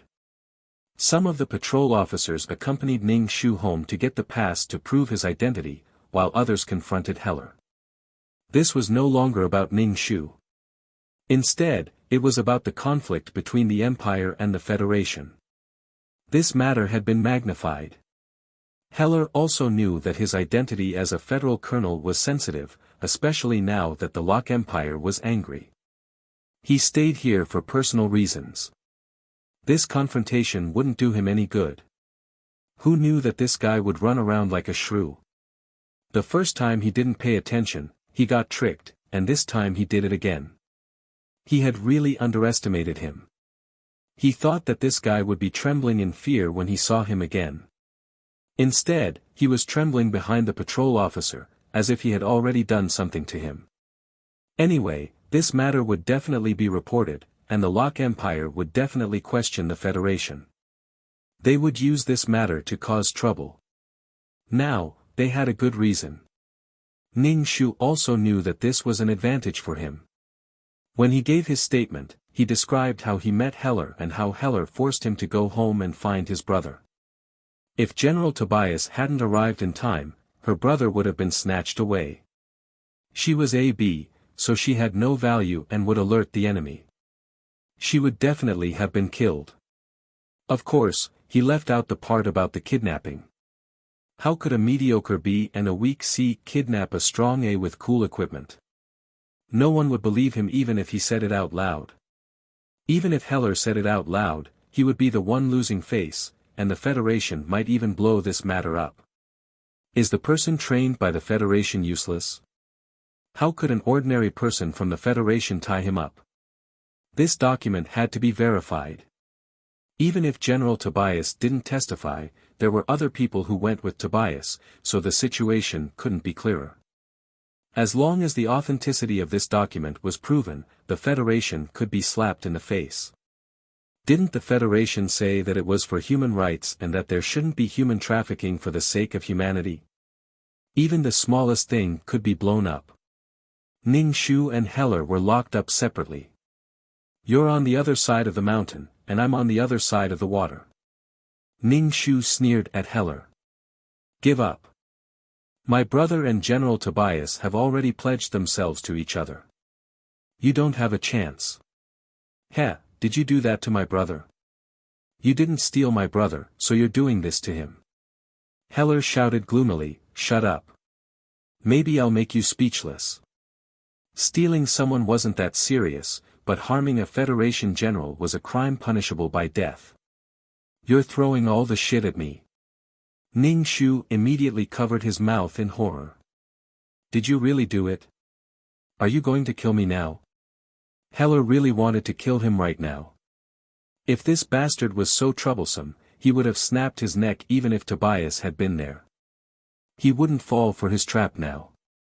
The Federation demanded an explanation from the Federation with this document. You can't just demand things from others without restraining your own people. What's the difference between you and a thief? You can't be so strict with others and treat yourself with leniency. Moreover, the Empire had publicized the matter widely and asked with great fanfare. Everyone knew about it. Even the Federation wanted to kill him. With so many people watching, the Federation's reputation was being tarnished. Most importantly, the Federation's reputation was plummeting. If they were to go back on their word, people would slowly start to take the Federation seriously and look down on them for doing such despicable things. Heller could only abandon the Rook to save the king. Heller's status as a Federation general was stripped/BK. Chapter 29-29. Heller was no longer a federal colonel. His merits were all taken back. He was now an ordinary person and handed over to the Empire to deal with. The people around Heller were also recalled by the Federation. Heller was imprisoned alone. Of course, Ning Shu was with him. The halo around Heller's body was taken away, and he looked a lot dimmer. He didn't have the domineering aura that could control the sky, earth, and air. He looked at Ning Shu with a bone-deep hatred. He didn't expect that he would throw away his future. He was a young colonel with a bright future ahead of him. In the end, he died in the hands of these two brothers. This hatred was unforgivable. Ning Shu pretended to be afraid. If you didn't want to capture me, things wouldn't have developed to this point. It seemed that it was better to take away everything from him and make him suffer than to kill him secretly. Because it was a federal colonel, they found a random reason to capture him. The feeling of suffering and unexpected calamity must be great. Now that the Federation was in a sensitive situation, it was necessary to abandon Heller. To the Federation, Heller was just a colonel. Of course, to ordinary people, the federal colonel was an unshakable existence. It was also at this sensitive time. Otherwise, the Empire wouldn't have made such a decision when they weighed an ordinary person against a federal colonel. The Empire was still angry about being cheated by the Federation. When Ning Shu was released, Heller stared at Ning Shu. His eyes were like hooks, wanting nothing more than to hook onto Ning Shu's flesh. Ning Shu asked worriedly, "Will anything happen to me? Because of me, that federal colonel has no future. He will definitely be angry and want to kill me. I don't know how my brother is now. If I die, I won't be able to wait for him. Don't worry, we will pay attention to him." You have to be careful too.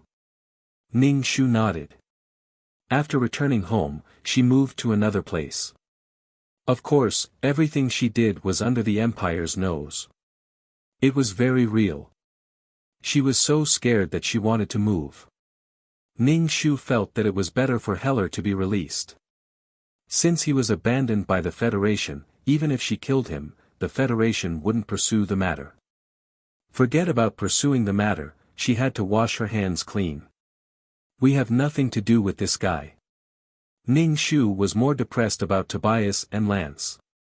It had been almost 2 fucking months, so why was there still no news from them? Tell me if you're dead or alive. The citizens were all looking forward to it. Now that someone was robbing something, why hadn't the Imperial Eagle appeared yet? Ning Shu waited and waited.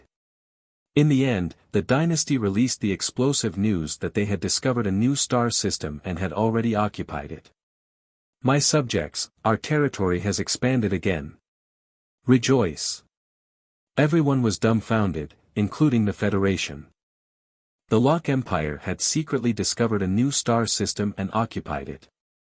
Those who had risked their lives to snatch some things from the Lok Empire while General Tobias was on the brink of death were happy to get a piece of meat, but in the end, they found a pig instead.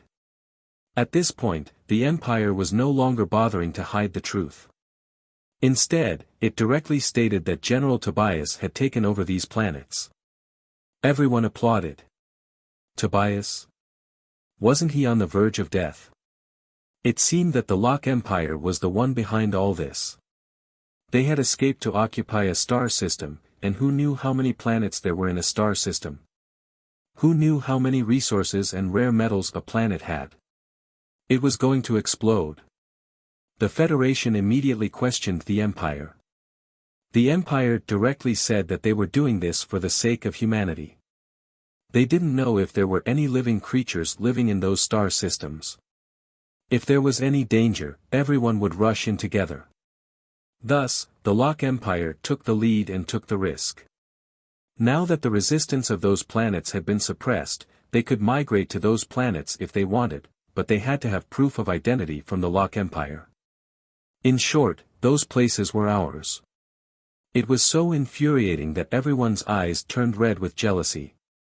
At this time, the other empires were unprecedentedly united under the leadership of the Federation to cause trouble for the Lok Empire.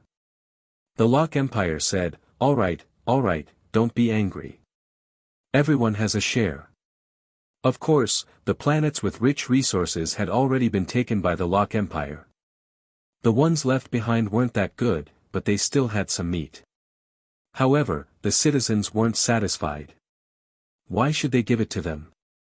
They had painstakingly conquered a star system, and they still had to share it with these people. These people were taking ready-made food. How could they be so thick-skinned? No matter what, the Lok Empire couldn't take over this star system. If they ate the meat and others didn't even get to drink the soup, they would definitely overturn the pot. It didn't matter if they gave up a little. Besides, the good things were already taken by the Empire. Let them fight for those small pieces of meat. Ning Shu rolled her eyes. It seemed that all her previous guesses were wrong. The couple had gone to war. It was good that they were fine. She didn't know if Lance had made any contributions. Would she, as his brother, be able to bask in the glory? However, could an EGA be used on the battlefield? Were their pheromones not affected? Battlefield A was too much. Although B wasn't affected, A was affected. She didn't know how to deal with it. She was waiting for their triumphant return. They didn't send her a message. They were probably afraid that the news would leak and be intercepted. Ning Shu now had an appetite. Her brother was fine, and Heller had suffered a big loss. I wonder if Heller will be released now. The entire Lok Empire was in a jubilant mood. The Imperial General was fine, and he had opened up new territory for the Empire. Moreover, the Empire's territory had expanded. Perhaps they could even migrate to that star system. Generally speaking, the first batch of immigrants to other star systems would be given preferential treatment. After all, those planets might not have developed at all, and the conditions were a little harsh. However, many people were secretly preparing to migrate. They were going to buy a piece of land and develop it in the future. They could also earn money. The patrolman came to Ning Shu's house and said to Ning Shu, "Your brother wants to talk to you." Ning Shu followed the patrolman to the government building. Lance's face appeared in a wall-sized video. Behind him was a dense forest. "Brother, it's me. I'm fine." Lance's expression was much more resolute. His skin was a little darker. Ning Shu nodded. "It's good that you're fine. I was worried." "Brother, don't worry about me. Where do you want to go?" "I think I'll have to stay here for a while, maybe a long time. I've sent you some money. You can buy yourself a set of armor to defend yourself." Ning Shu smiled. "Thank you, brother. You have to be careful. Don't worry about me. I'll support you from behind." He had finally entrusted his brother to someone. In the future, he could really do whatever he wanted. After that, the Empire gave him a sum of money. This money was given to him by Lance. Ning Shu used the money to buy a mech. It was almost spent. Now, only Heller was left. Once he was done, he could travel around the galaxy/BK. Chapter 29-30. He packed his bag and went to look for treasures, especially the newly discovered galaxy. There might be some treasures there. Because he had some money, Ning Shu bought some fruits to eat along the way. When he went out, he used the flying mech to jump directly from the building. Damn, that was exciting. Ning Shu planned to go to the newly discovered galaxy. This place was most likely to have treasures. Then he would go to other places and visit Lance. Ning Shu felt that he wouldn't gain much from this mission. When Lance rose, she basically didn't do much. Also, Lance was afraid that she would hinder him, so he sent her far away every time. Then she would look into the distance and see Lance's various pretenses. It was very easy. She didn't gain much. This was good. If she had to worry all the time, the client might have to worry too. Lance had his own ideas, so the client wouldn't need to worry in the future. After discovering the new galaxy, many people boarded the spaceship. Although it was a little dangerous now, they might be able to find a bucket of gold. Maybe there were some rare species or plants on that planet. Ning Shu carried the box and boarded the spaceship. Their destination was the new galaxy. It was great to have a strong country as a backing. Although life wasn't very good, his safety was still guaranteed. At least there was no war, and other empires wouldn't dare to attack recklessly. The journey to the new galaxy was long. No one had discovered this galaxy before because it was too far away. The empires had spent a lot of manpower and resources to find it. Ning Shu rested in his room when he had nothing to do. He had been cultivating the ultimate martial arts and expanding his consciousness. Ning Shu felt that after his spiritual power was refined, it was very smooth to use. There was no feeling of stagnation or difficulty. Moreover, his spiritual power was much stronger and purer. The spiritual ball was also very shiny. There were no impurities at all. Ning Shu felt that he should refine the spiritual ball more in the future. It was like forging iron. It could remove the impurities in the spiritual ball and strengthen his spiritual power. Now that his Dantian was full of star power, he wasn't weak. Even if he couldn't defeat the powerful interstellar weapons, it was still possible for him to escape. But with the speed of the battleship, his speed was not enough. In short, in this world, although Ning Shu practiced peerless martial arts, he rarely used them. Firstly, he was worried that he would be discovered and taken to the research institute. Secondly, there were very few opportunities to make a move.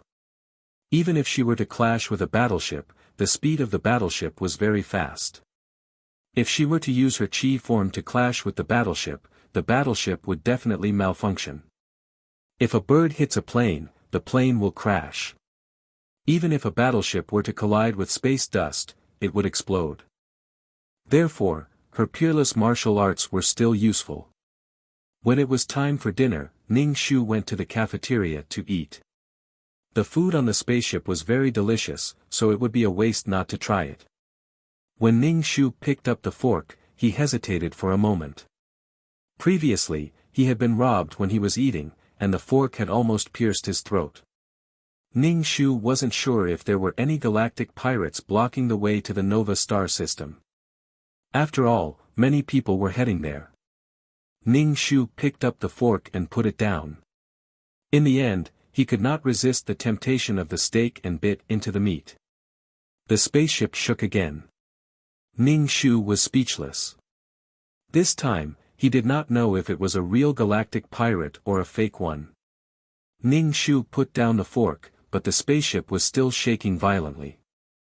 Warning, warning, the spaceship is surrounded. Warning, warning, the spaceship is being hit by an external force. Please take protective measures. Chi. An ear-piercing electric current sounded in the spaceship. Soon, a man's face appeared on the screen. The man's expression was sinister, and a mischievous smile appeared on his face. Congratulations on being chosen by me. Now, hand over the things from before. The EGA took the initiative to step forward. Was the EGA something valuable? Why did galactic pirates have to snatch the EGA apart from money? It felt like the EGA was not a person but something valuable. Regardless of whether it was A or B, they could clap for love with O. If these people really got their hands on an O, they would definitely sell it for a good price.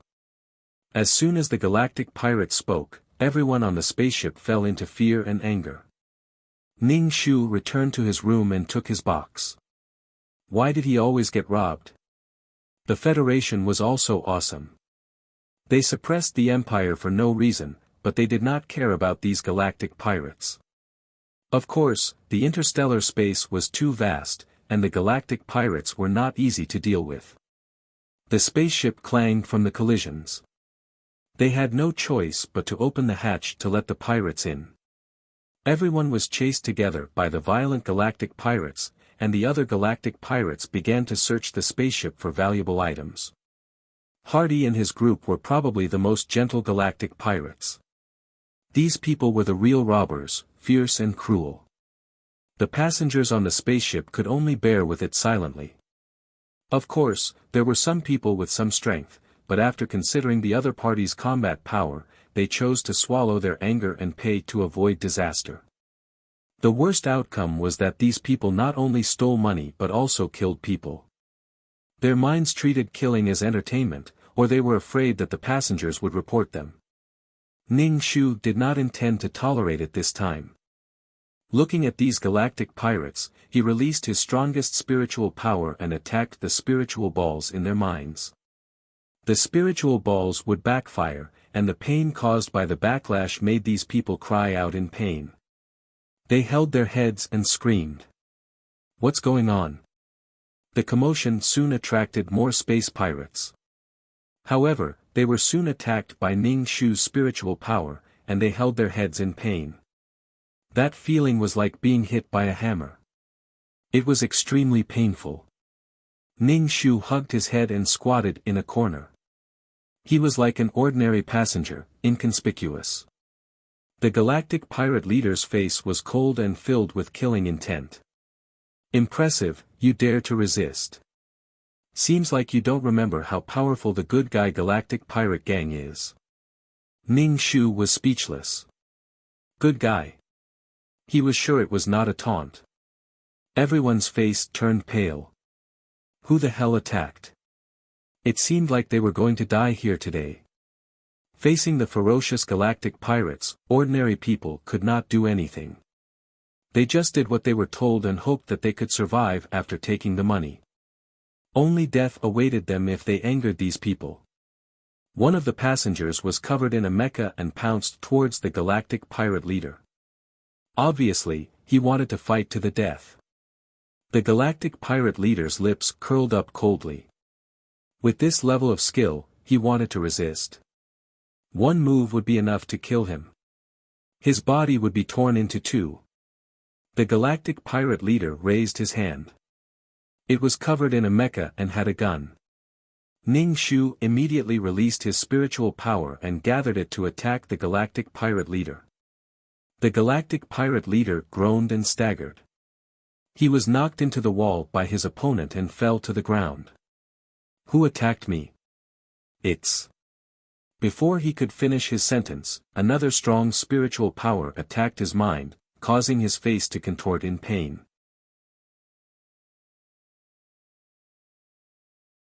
Chapter 29-31. The man seized the opportunity and revealed his mecha's blade. The blade slashed at the pirate's mecha, creating sparks. The pirate struggled to resist. It was too painful.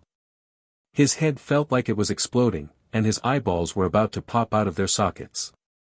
The surrounding people were extremely nervous.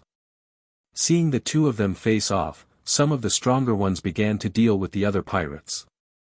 The spaceship was in a mess.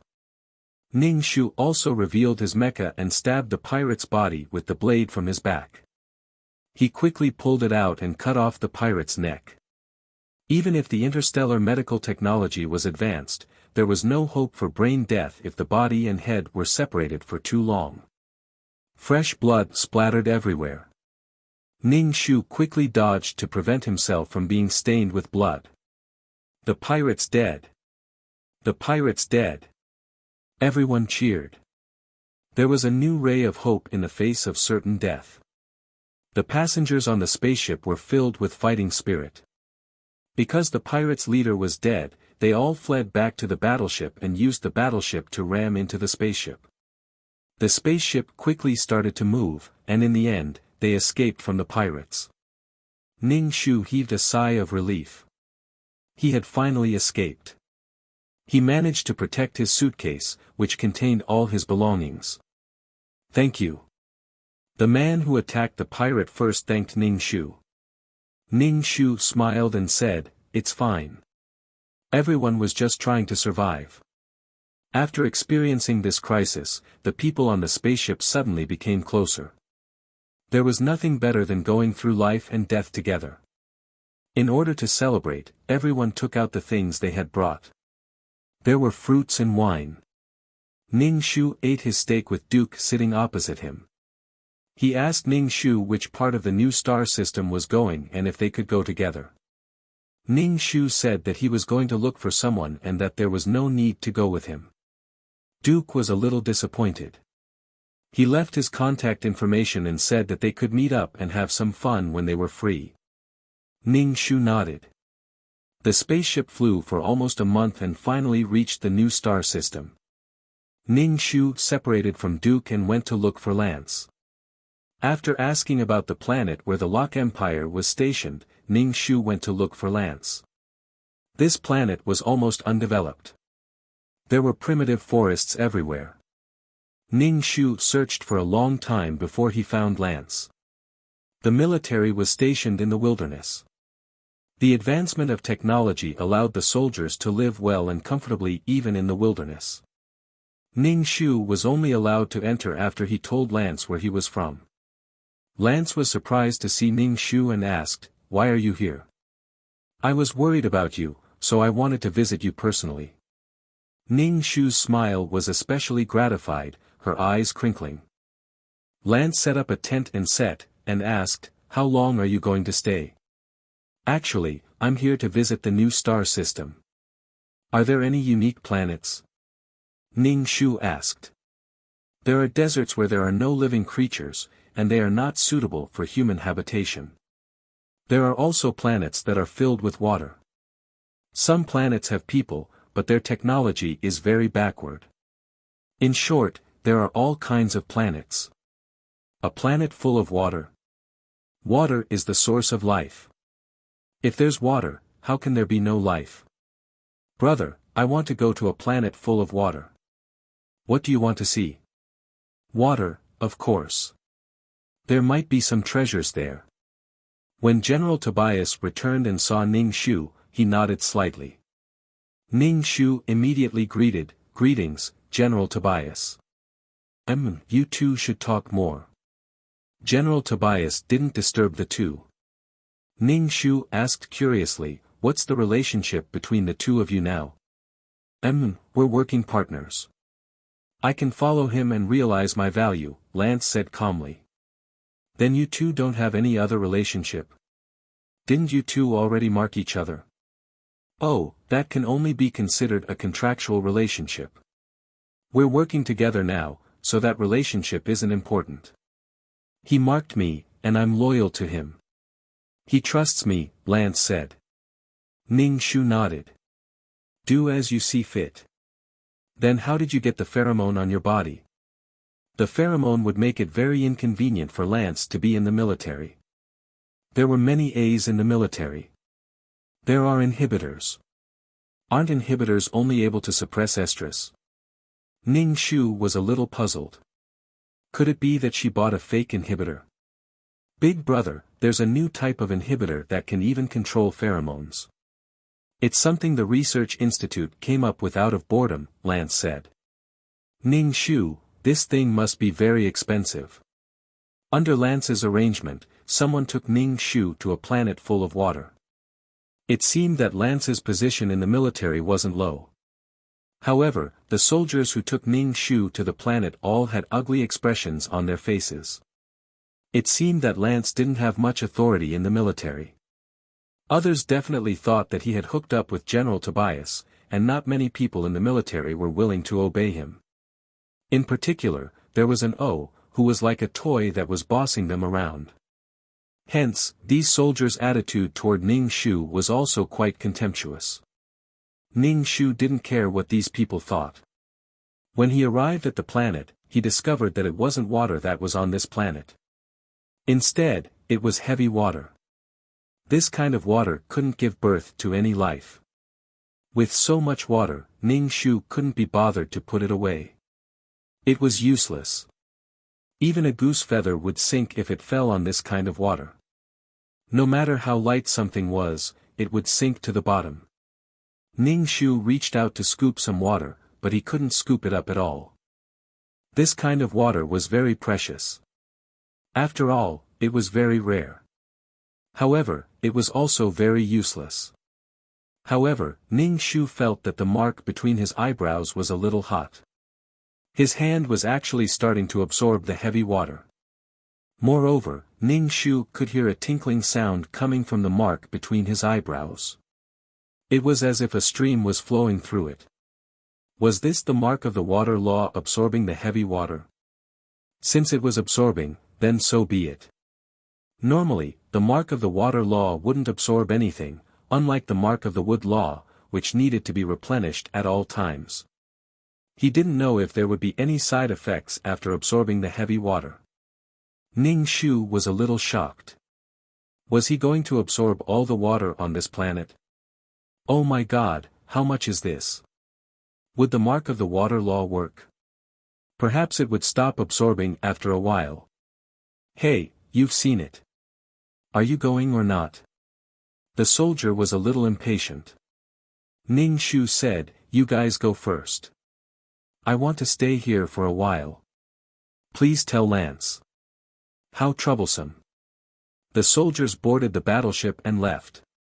On the entire planet, only Ning Shu was absorbing the heavy water. Moreover, the absorption speed was getting faster and faster. The sea level was dropping at a speed visible to the naked eye. This thirsty look made him look like a starving child.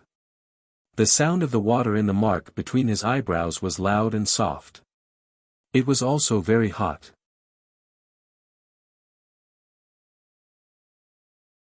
Chapter 29-32. Not long after, the side effects began to appear.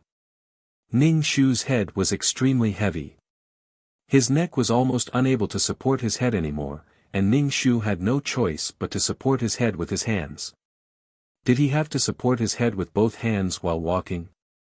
His head was so heavy that he would probably fall over if he walked past. However, he still hadn't stopped absorbing the heavy water. There was so much heavy water on an entire planet, and he was about to absorb it all. How could a fingernail-sized water droplet imprint contain so much water? Ning Shu supported his head with both hands. It was so heavy. After absorbing for a long time, he finally absorbed all the water on the entire planet, revealing an empty landscape. Even though it was still empty, there were no signs of life at all. There wasn't even a single shrimp. It was completely clean.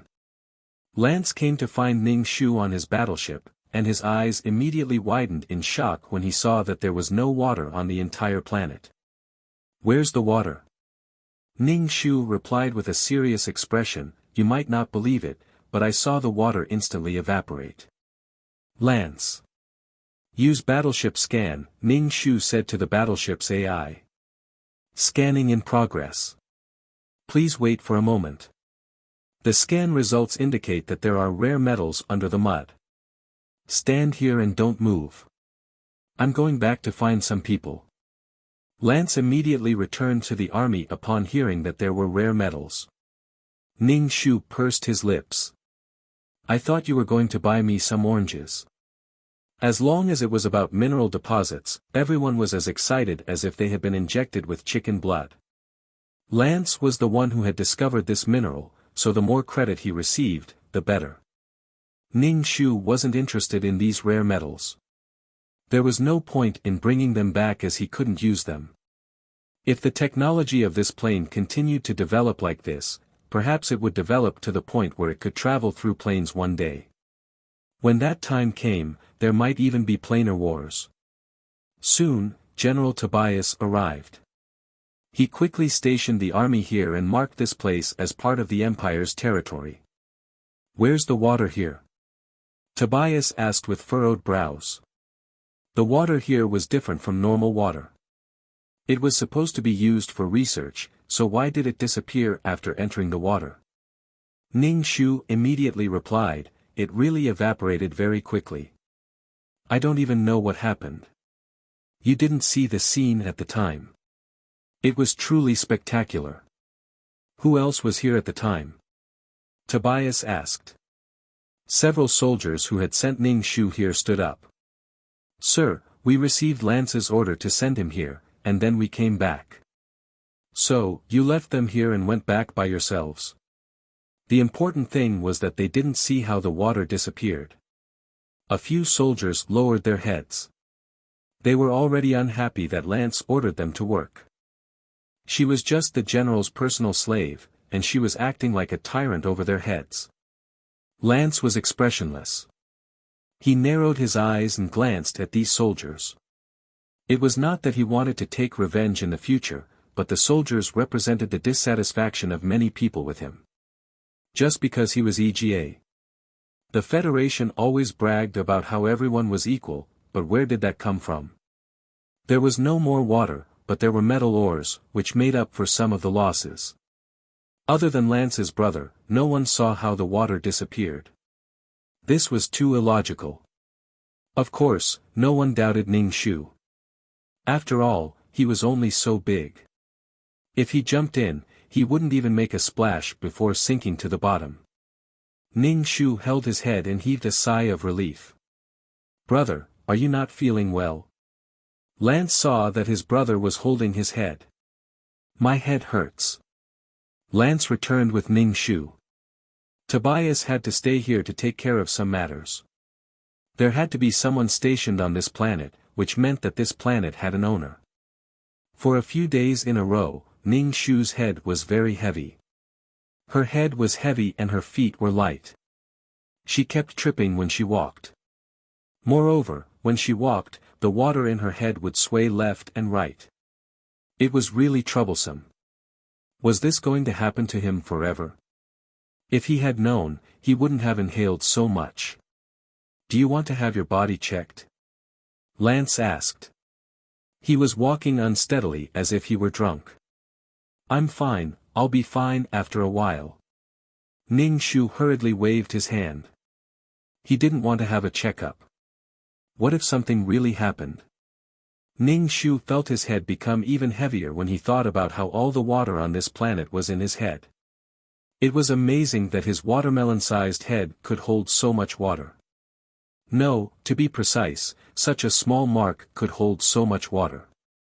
Ning Shu felt that he had to get used to this feeling. He readjusted his body's center of gravity so that he wouldn't fall.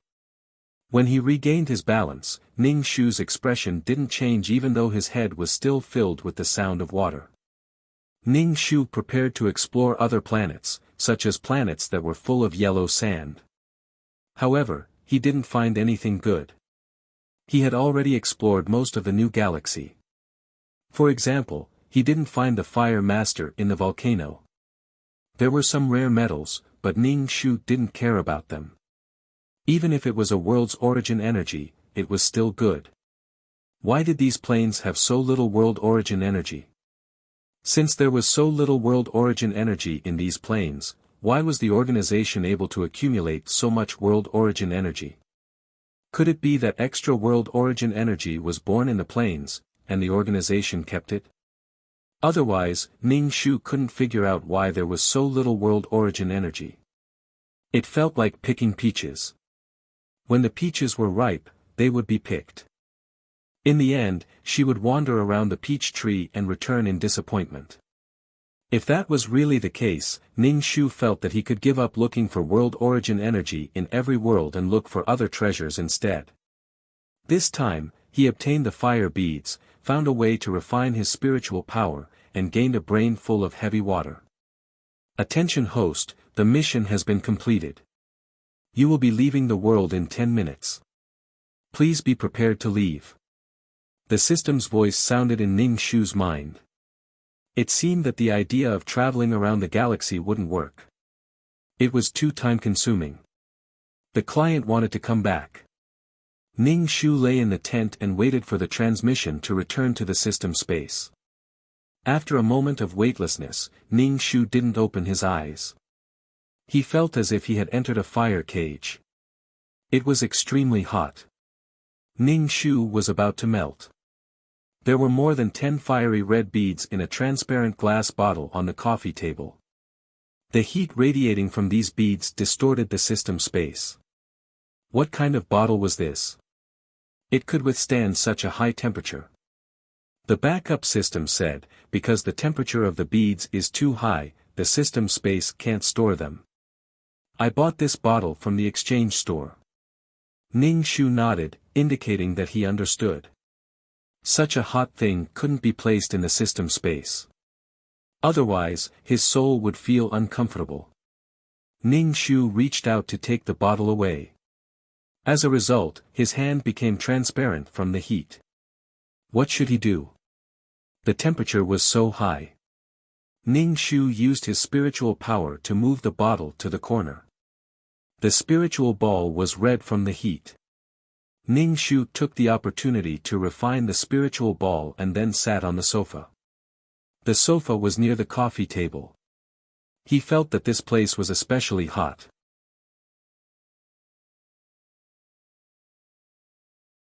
Chapter 29-33. Ning Shu had no choice but to sit further away from the coffee table. She sat on the ground and began to absorb the soul power. As expected, it was not much. After absorbing for a while, the soul power was gone. He was already mentally prepared, so he was not disappointed. He wanted to see the progress of the mission.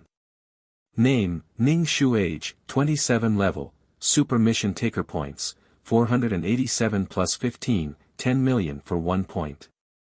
Soul, 44 plus 1 life, 40 plus 1 wisdom, 46 plus 1 luck, 46 plus 1 charm, 36 plus 1 mental power, 50 plus 1 martial power, 45 plus 0 aptitude, 45 plus 1 faith, 5,000 plus 6,000 merit, 50,000 plus 8 million soul strength, 1 plus 2 authorization, 0 pure heart, none comprehended law, water law incarnation, wood law incarnation, space law, earth law incarnation, constructed world, reincarnation world tools, calm aura, calming pill, Faith Aura, Amulet 4, Upgraded Amulet plus 2 honorary titles, Goddess of War, Selfless. Ancestor Skills, 5th Ring Shooting Technique, Intermediate Fighting Technique, Intermediate Level Poison Technique, Beginner Level Business Management Knowledge, Beginner Level Code Programming, Beginner Level Lawyer Skill, Sage Ghost Catching Skill, Beginner Level Cooking Skill, Intermediate Level Embroidery Skill, Trash Hypnosis Aura, Mother of the World, Queen's Blessing, Sister Model Worker, Chin Shi's Blessing, Leader Aura, Grass Blessing, Best Friend for Life, Meow Meow Meow's Blessing. Life-Saving Hand, Zhu Susu's Blessing, Founding Lady, Chen Ermiai's Blessing, Beauty in Law, Chen Ning's Blessing, Bane of the Blood Clan, Jasmine's Blessing, Transcending Race Communication, Bai Sanyang's Blessing, Brave Heart, Wang Ying's Blessing, Bloodthirsty Tyrant, Ni Bingyan's Blessing, Heart of Peace and Joy, Luck Aura, Faith Aura, Longevity. Completed the mission. Mission completion rate, 100%. Total mission reward, 10 points, 8 points, 50% of soul power, 6,000 faith, including the previous world's accumulation. 50% of soul power was not much, so the attribute points would be less. As expected, Ning Shu was not disappointed. Now that he had to solve the problem of the fire pearl, he had to do it in the system space, which was only about 10 square meters. It was too hot. Where should he put it? The world of reincarnation? No, the temperature was too high. Ordinary souls would be roasted to death by this temperature. It might even evaporate the reincarnation pool. After thinking about it, he could only place it in a peerless martial art. Ning Shu didn't know what this thing was. He only knew that it was a fire pearl with a very high temperature. Ning Shu opened the chat system. Asking Ah Wan about fire was definitely the right thing to do. After greeting him, Ning Shu went straight to the point and told him about the beads. He even took a picture and sent it over. Ah Wan, where did you find this bead? Ning Shu, I got it by luck while doing a mission. Why is the temperature of this kind of bead so high? Ah Wan explained, there are many forms of water. Heavy water, light water. Fire also has many types of fire. Your kind of fire is called secondary fire. The temperature is quite high. Are you selling this kind of bead? You know that I have a fire law imprint. With this kind of bead, I can evolve my law imprint. Ah Wan's attitude was quite sincere. Since the fire law imprint could absorb secondary fire, then her water law imprint should also be evolving after absorbing heavy water. What would the law imprint evolve into? Ning Shu touched the mark between his eyebrows. He felt that the water inside was still splashing. He didn't know when he would stop thinking about it. Ah Wan, are you selling it? Ning Shu thought that he had more than 10 beads. It didn't matter if he sold 1 or 2 to Ah Wan. He would just treat it as building a relationship. This thing is too hot. Where do you guys meet? Ah Wan, in the City of Water. If it's in the City of Fire, you won't be able to stand it. Ning Shu condensed a thick layer of ice outside the bottle. This way, it wouldn't be so hot holding the bottle. Ning Shu held the bottle and rushed to the City of Water. Under the high temperature, the thick layer of ice quickly melted into water. Ning Shu had to condense more layers of ice frequently. Here. Ning Shu waved. Ning Shu quickly ran over and placed the bottle on the table. Ah Wan placed her hand on the bottle and absorbed the surrounding heat. At the same time, she used a barrier to protect the fire energy from spreading outside. If she didn't do anything, the entire restaurant would probably become a crematorium. Ning Shu heaved a sigh of relief and sat down. He drank several cups of tea in a row. Ah Wan sized up Ning Shu. I haven't seen you for a while. How did you become like this? Your soul is so weak. Ning Shu waved his hand. Don't mention it. Something happened recently. My soul became like this. How many beads do you want? Ning Shu asked. Actually, I want all of them. But it depends on how many you can split. Ah One smiled slightly, revealing her white and neat teeth. It was clearly the fire law imprint, but when she smiled, it actually had a gentle feeling like a spring breeze. Ning Shu said, "How about this, I'll give you 5. He had to leave some behind. It might be useful." Ah One put down her teacup. "More than I thought." Ning Shu said, "Bad guy." Ah One reached her hand into the bottle and took out 5 fire beads. She held them in her hand like marbles. She didn't seem to feel the heat at all. Ning Shu suspected that the temperature he felt was an illusion. "I'll reinforce a few barriers for you. This way, the energy won't spread out." Ah One said as she set up a few barriers. "You're water. You clash with fire. You can't set up barriers. Otherwise, they'll clash and it'll be easy for something to happen." Ning Shu immediately said, "Okay, then I'll have to trouble you. Reinforce it a few more times." Ah One smiled and reinforced it a few times. "How about this? I'll give you 200,000 faith power for 1 fire bead. 5 beads for 1 million faith power." Ning Shu didn't know the market price of this thing. He nodded. It was a form of making friends. "Okay." Ah One transferred 1 million faith power to Ning Shu. She looked at Ning Shu and said, "Let me tell you something. Your soul is so weak. You can go to the void world to find something to make up for it. The void world is in the gap between the world of living beings and the world of reincarnation. Some void worlds even have channels with the world of reincarnation. When souls enter the void world, these souls can't survive and will form something like soul crystals." Ning Shu was speechless. Damn, there was such a good thing. Why didn't she know anything? Find some soul crystals and let the main system purify it to make up for it. Ah One shook her head. "I always feel that your soul is fat and thin. It's different every time I see it." Ning Shu was speechless. "Thank you, big sister. I'm fat for fun." This was the benefit of making friends. He immediately got some information. Of course, he had to make friends with people he could get along with.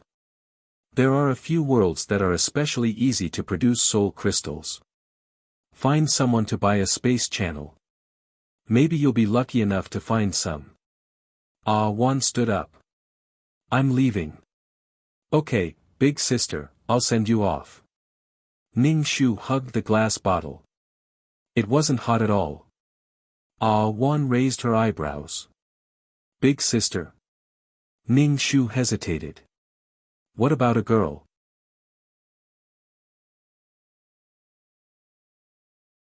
Chapter 29-34.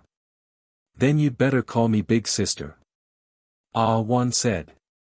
"Ning Shu, take care, big sister. I'll get drunk and sleep with 7 or 8 big sisters." After Ah One left, Ning Shu was not in a hurry to leave. He ordered something to eat and reinforced the enchantment of Water City. He ordered a table of salty and sweet food, ate it and wobbled to Wood City and Earth City to reinforce the enchantment. On the way to Wood City, he stopped by the city lord's mansion to see how the world tree was doing. The world tree in the flower pot still had a little bud tip, and even the tender leaves had not stretched out. The soil in the flower pot was dug out from where the seed was found. If he used the original soil, he was afraid that the world tree seed would not adapt well and cause trouble. He did not know when it would sprout. Before that, he had to strengthen his soul. Ning Shu returned to the system space with the glass bottle and put it on the bookshelf. It was red and looked pretty good. He went to the Peerless Martial Arts Library and threw a few star stones into the Law of Nothingness. After doing this, Ning Shu was ready to find the Chongsam man and ask him where he bought the space passage. He was going to find the soul crystal. If he really relied on tasks, he did not know when he could strengthen his soul. His current soul strength had not even reached the passing line. As a result, the chat system rang. Ning Shu instinctively felt that it was not a good thing. He opened it and saw that it was the main system asking him to pick up garbage again. Why did the main system send him a message when he was not doing a task, but never when he was doing a task? It always accurately caught him when he was lazy. Ning Shu did not want to go. He wanted to find the soul crystal. And now that he had some money, he did not count on the money from picking up garbage to save his life. Besides, he was owed wages. Ning Shu closed the chat system. Even if he did not pick up garbage first, he had to go to the world of samsara to take a look. Ning Shu picked up the black bone umbrella. The surface of the umbrella had become dusty again. There was so much dirt on it. Walking into the black hole, Ning Shu first went to see the new rebirth pool. When he got closer, he was amazed. The rebirth pool had become so big that it had formed a small lake. There were all kinds of mirages on the surface of the lake, all kinds of beautiful scenes. Looking at the surface of the lake, it was as if he had experienced a lifetime of beauty. It was spectacular. The 9 Palace Mountain small rebirth pond was like a small mud pit, and the rebirth pond on the 9th level was as small as a loach hole. This was the truly spectacular rebirth pool. Beautiful beyond compare. The flowers by the lake released a fragrance, and their hearts were filled with happiness. Ning Shu even wanted to jump down now. Seeing these things, the bitterness and pain in his heart disappeared. He wanted to have this kind of happiness forever. Moreover, there was another thought lingering in his heart, which was to jump down and be happy forever. Jump. The pond of past life had matured and could be put into use. Ning Shu said to the thunder Kirin that was blocking the hole, "You can open the hole now. There's no need to block it." The thunder Qilin cried out, looking like it had been abandoned. That was right, there was no need to block the entrance anymore. It had no value anymore. It followed behind Ning Shu pitifully. Ning Shu, who was walking in front, was like an ant in front of an elephant. It couldn't walk too fast, otherwise, it could trample Ning Shu to death. When they reached the old pond of past life, Ning Shu said to Sword Sovereign, "Go out with the Thunder Kirin and guard the pond outside." Sword Sovereign said, "Yes." Without saying anything else, he carried out the order. Ning Shu said to Li Si, "There's a pond outside. Guard it. If you have nothing to do, run around and inform me if anything happens." Li Si nodded, understood. Li Si was still waiting for his master, but he didn't see him. Now, he was a little disheartened. He could only comfort himself that maybe his master was too strong and had a long lifespan, so he didn't come here so quickly. It was better to keep waiting. The Thunder Kirin and Sword Sovereign followed Ning Shu to the pond of past life. The Thunder Kirin found a place to lie down and sleep. Sword Sovereign stood beside the pond of past life. He didn't even change his posture. It felt like he could stand there until the end of time. The souls in the 9 Palace Mountain could come out through the big hole that was created previously. It was fine if they didn't come out. It perfectly solved the problem of the world of reincarnation. Because the world of reincarnation was small, the souls of the two worlds were squeezed together.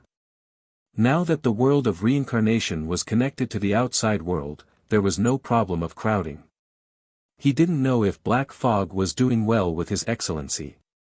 He didn't know if His Excellency was torturing him or doting on him. Ning Shu wanted to take a look. Without the Thunder Kirin as a huge obstacle, there were bound to be some souls that wanted to pass through the hole.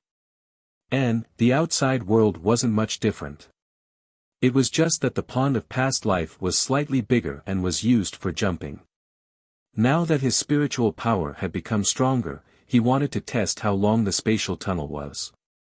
Since there was a pond of past life, it didn't matter if the souls of the 4th level were attracted to the world of reincarnation. Ning Shu started to build a spatial tunnel to connect to the 4th level. It was connected with difficulty. Before Ning Shu could feel happy, the spatial tunnel he built immediately dispersed. It wasn't strong enough and couldn't even hold on for 10 seconds before it collapsed. Ning Shu was speechless. The length was enough, but the hardness wasn't enough. It seemed like he needed to build it slowly, but slowly building it required a lot of spiritual power. He roughly built it once before he could connect the two worlds.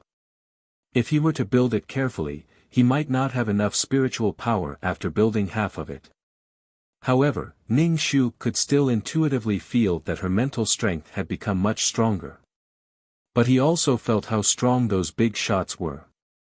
They could build a spatial system that was both strong and long. How strong must one's spiritual power be to do that? He was still far from it. He had to work hard to not connect the two worlds for the time being because he didn't have enough spiritual power. After arranging things in the world of reincarnation, Ning Shu returned to the system space. He wanted to ask about Black Fog. It was clearly born in her world, but His Excellency treated it as his own. The chat system rang. It must be the main system asking her to pick up trash. It felt like the main system was staring at her and didn't give her any time to rest. It wanted her to pick up trash every day. Ning Shu opened His Excellency's message and asked how Black Fog was recently and if it had grown a little. His Excellency, what does it have to do with you? Ning Shu was speechless. Damn, why did he feel that His Excellency was so impulsive? Ning Shu, I'm just asking out of concern. His Excellency, it's very good. It has a good appetite and is rolling around in my flower field. It's very naughty. Anyway, it's very good. Don't ask any more. Ning Shu curled his lips. You're the one who's snatching people. You're even afraid that she'll snatch people away. He felt that this girl wanted to take Black Fog for herself. It wasn't easy to give birth to someone of the same kind. /BK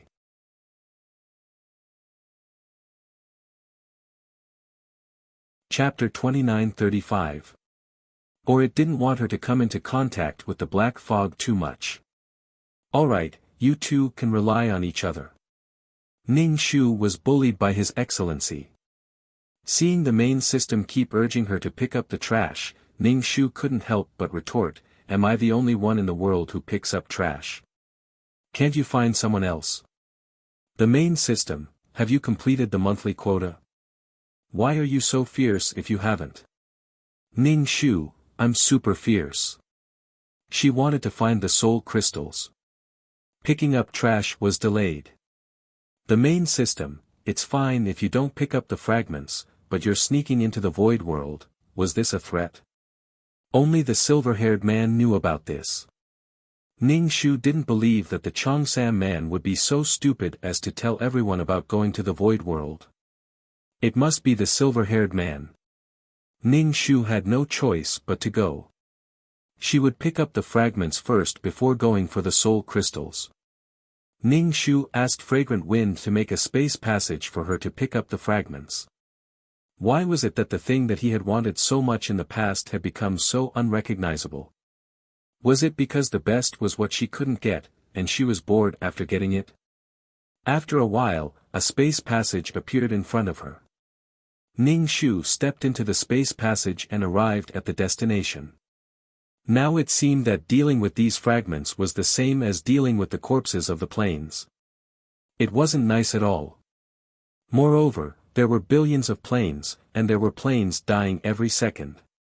Were they a family of corpse pickers? 1 million. Ning Shu suspected that the main system wanted her to pick up a few more times while she was being punished. After all, 1 million per time was equivalent to the work of 10 people. Ning Shu took the bag and prepared to use her vines to pick up the fragments. Using vines was fast and easy. Most importantly, it could save time. Ning Shu's eyes were now full of soul crystals. Only soul crystals. She felt that there were many ways for mission enforcers to become stronger. She used to be stupid and focused on doing missions to become stronger. She didn't think about earning some extra money. She thought that her soul would be slower to become stronger by doing missions because there was no more soul fluid. But now that soul crystals appeared, no matter what, Ning Shu had to find them. Little girl. Ning Shu turned to look at Tan Lang. Why are you still here? You've been picking up fragments all this time. Didn't you do any quests? Ning Shu had to hand it to this guy. He didn't even dare to leave without the approval of the judges, and he even wanted to overthrow the organization. First, he had to overcome his fear of the judges. It was more realistic. As his spiritual power grew stronger, Ning Shu could control a lot more vines. He sat down and controlled the vines. The vines wrapped around the fragments, dragged them over and put them in the bag. Then, they stretched out again to wrap up the fragments. When there were no more fragments in this area, Ning Shu moved again. Wherever he went, the fragments were all gone. With Ning Shu as the center, the vines extended in all directions and picked up quite a number of fragments this time. Even though their speed seemed fast, 1 million was still a lot. Ning Shu had to follow the team several times before he could collect enough. Ning Shu suddenly asked Tan Lang, "There are so many planes. Are we enough with so few people each time? Also, at the same time, more than one plane has problems. By the time we get there, the problem may be quite serious. Of course it's not just us. We've divided into several batches to deal with them at the same time. Are they also mission enforcers and bosses?" "Yes." "Alright," she seemed to have been assigned to this batch. Every time they picked up fragments, there were a fixed number of people, and they took turns. Then this organization was even bigger than she had imagined. It seemed that there were even factions. After all, there were so many planes. Everyone had a region to be responsible for. They were divided into parts and responsible for their own regions. Then, when doing quests, would they also go to the regions they were responsible for? Ning Shu felt that the vines didn't have enough power. He dripped a few drops of milky white source of life on the mark, and the vines came back to life. "We're more unlucky. The people who manage us are all very fierce." Tan Lang sighed. He was obviously worried about his future. His future was bleak. Ning Shu also laughed. In terms of bad luck, there were probably very few people who were as unlucky as her. They were even divided into regions to manage. It seemed that the billions of planes were really too big. Ning Shu asked, "The people in charge of managing the regions are also selected from mission enforcers?"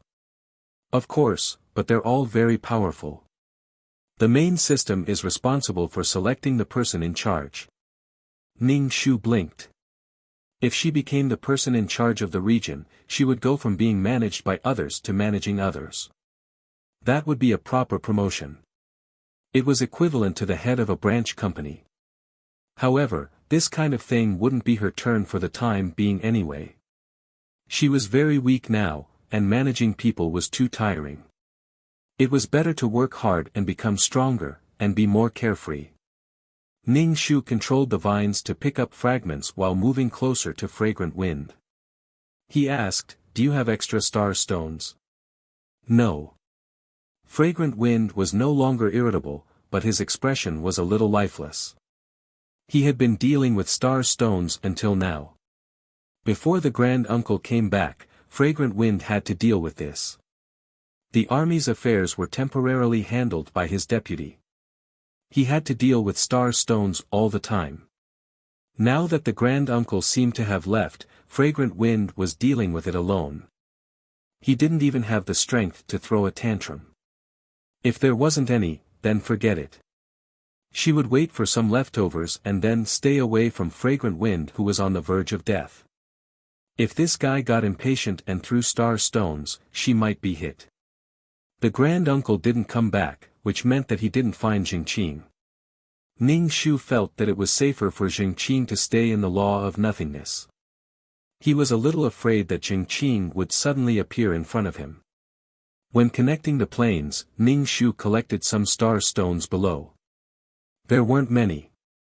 When they rushed to the next location, Fragrant Wind was so tired that his face didn't look good. He built a passage for everyone to rush to the next place.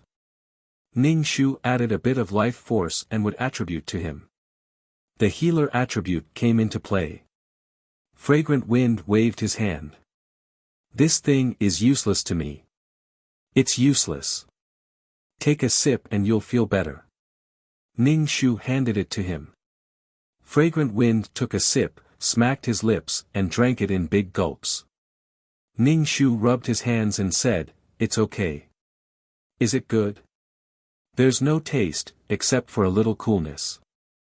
This coolness was due to the law of wood. Ning Shu rubbed his hands and said, "As long as you're satisfied, 100,000 merit points." Ft. Cough cough. Fragrant Wind choked. 100,000 merit points. Even the diluted granduncle's liquid of life can be sold for 200,000 merit points. Mine is pure, and I even added would attribute energy. Can't it be sold for 100,000 merit points? Ning Shu asked, a little surprised. "Here you go." Fragrant Wind stuffed the cup into Ning Shu's hand and left. Ning Shu pursed his lips. He didn't ask for any more merit points. He only hoped that Fragrant Wind would be faster in dealing with the star stones. After picking them up, he would go look for soul stones. Fragrant Wind wasn't very fast in dealing with the star stones. Now that he was tired, he was even slower. There were a few times when Fragrant Wind was still dealing with the star stones even after picking up all the fragments. Then, a large group of people would sit and wait for him, /BK.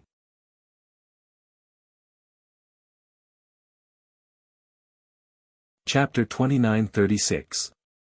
Ning Shu picked up the trash leisurely. Tan Lang kept looking for opportunities to talk to her, but Ning Shu didn't pay much attention to him. No matter what others thought, Ning Shu felt that the chances of Tan Lang overthrowing the organization were zero. She didn't want to waste time with him.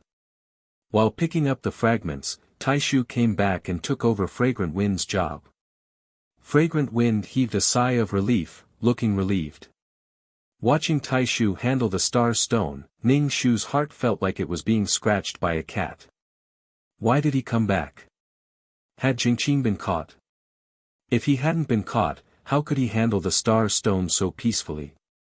Ning Shu was most afraid of one possibility, which was to stuff 2333 back into her system space.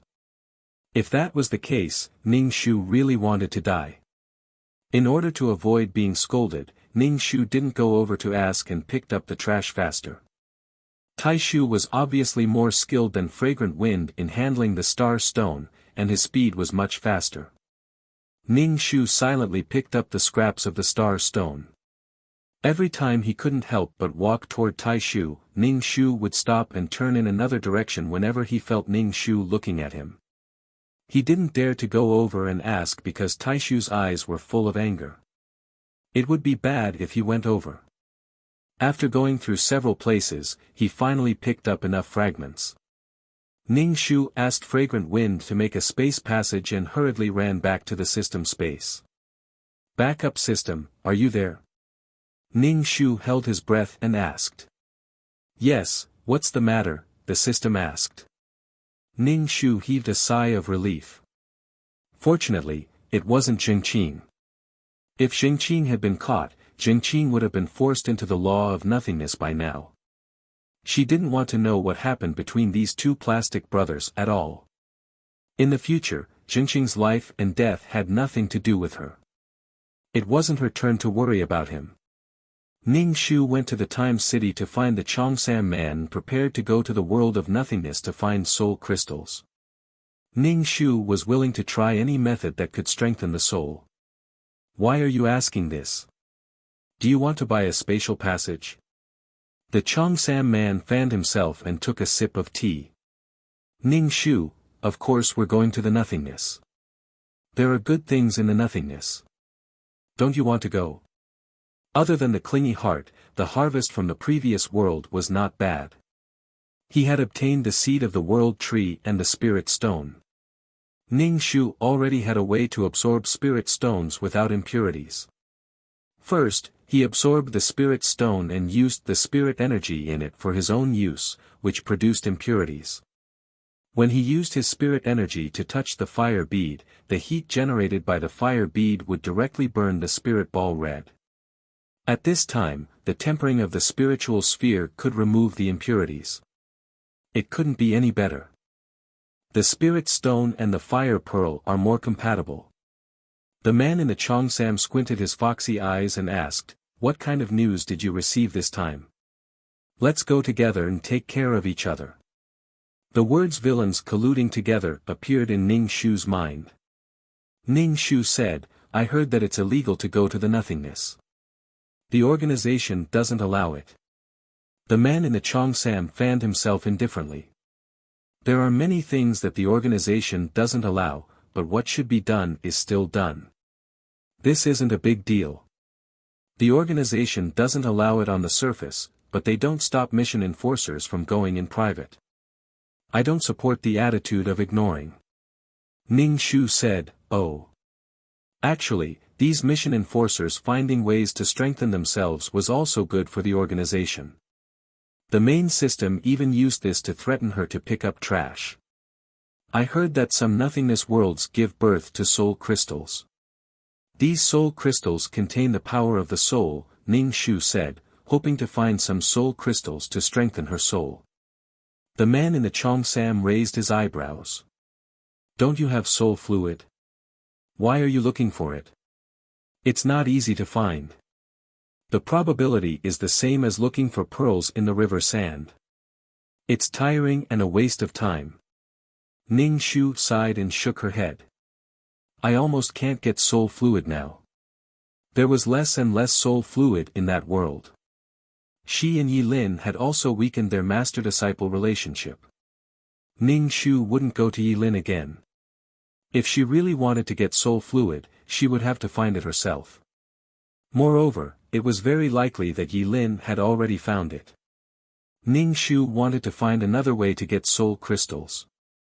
"It's not cheap to buy a space passage," the man in the Cheongsam said. "You might not even be able to recoup the cost. How much did you buy the space passage for this time?" Ning Shu asked. 2 million merit points. Ning Shu was speechless. This world was really challenging the nerves of a poor person like her everywhere.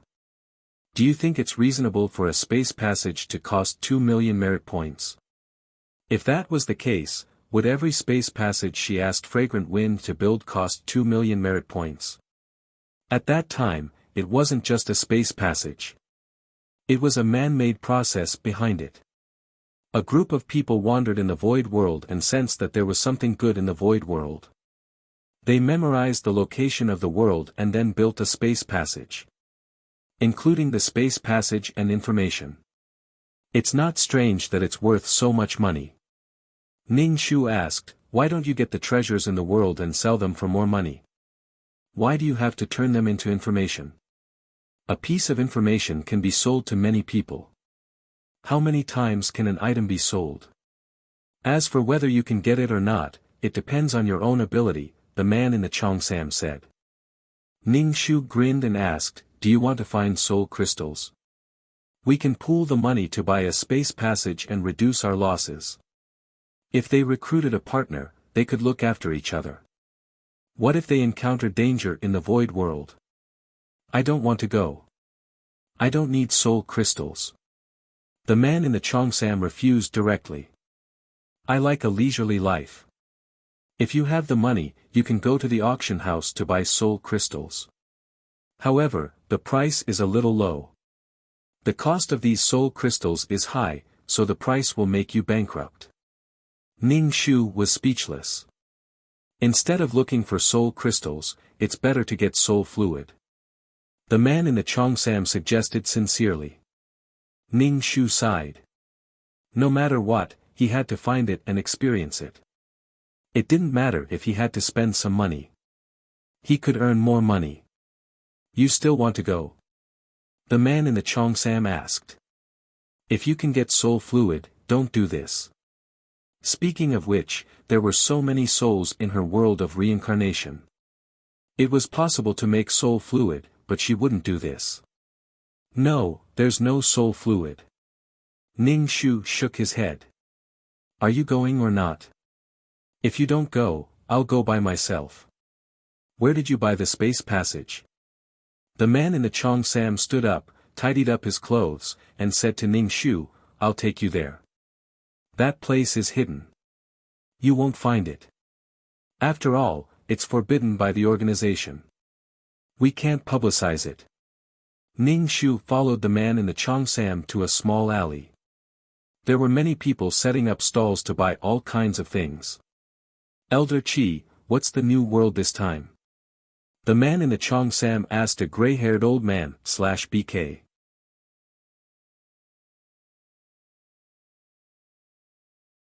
Chapter 29:37. Could this old man be the boss? You can't judge a book by its cover. This was the first time Ning Shu had seen an old mission enforcer. All the mission enforcers he had seen were very young. This old man must have lived to the end of his life and become a mission enforcer. The old man said in a muffled voice, there are some new worlds. What are you looking for? Ning Shu said, I want to find soul crystals. It's best if it's a world with fewer people. They might not be able to find soul crystals in a world with more people. What was there to look for when they had already been plundered? The chances of finding something were not high. They would rather spend more money and find a world with fewer people. It would not be a waste of time. The old man immediately said, we did find a few worlds with soul crystals. Ning Shu was only concerned. Have many people been there? He did not want a world that had already been plundered. I can only say that. There are not many spatial passages that have been sold. They are more expensive, less than 10.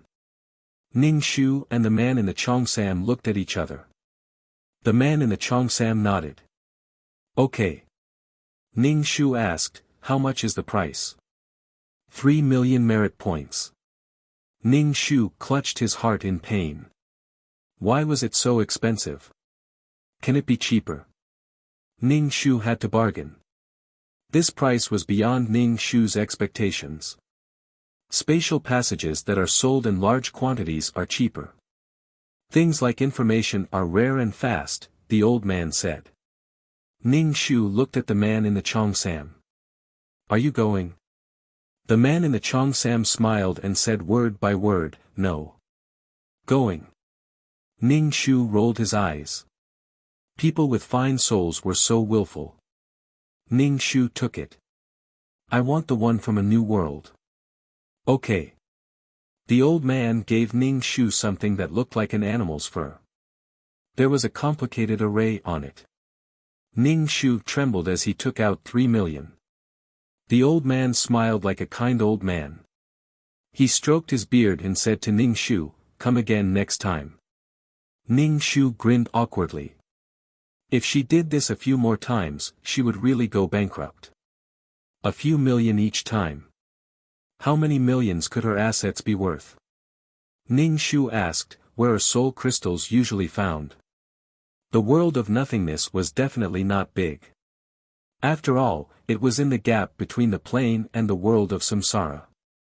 However, it was not small either. If one had to search the entire world, it would be tiring. Elder Qian said, usually, these things are close to the world of samsara. You have to search in the direction of the world of samsara. It's close to the world of samsara. Some souls were destroyed by the astral winds when they passed through the spatial walls. The power of these souls precipitated and formed soul crystals. Then how can I distinguish the direction of the world of samsara in the real world? Sharpening the axe would not delay the work of cutting firewood. It was better to ask clearly than to be caught unprepared in the real world. You'll have to judge for yourself. Elder Qian shook his head. The situation is different in every world. After getting what he wanted, Ning Shu thanked Elder Qi and left with the Cheongsam man, preparing to go to this world. The sooner he went, the better. Elder Qian, if you have any good stuff next time, inform me immediately. Don't sell it to so many people so early. This time, a world tree will be fought over by a large group of people, the Cheongsam man said to Elder Qian. Elder Qian smiled. He was an amiable old man. Okay. Don't worry.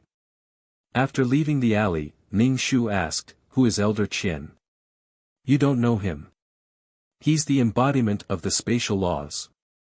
His comprehension of the spatial laws is unfathomable." The Cheongsam man said, "These spatial tunnels were created by him. He created and duplicated spatial tunnels so that they can be carried around and preserved for a long time." Ning Shu was speechless. They were all amazing people. They were really old but vigorous.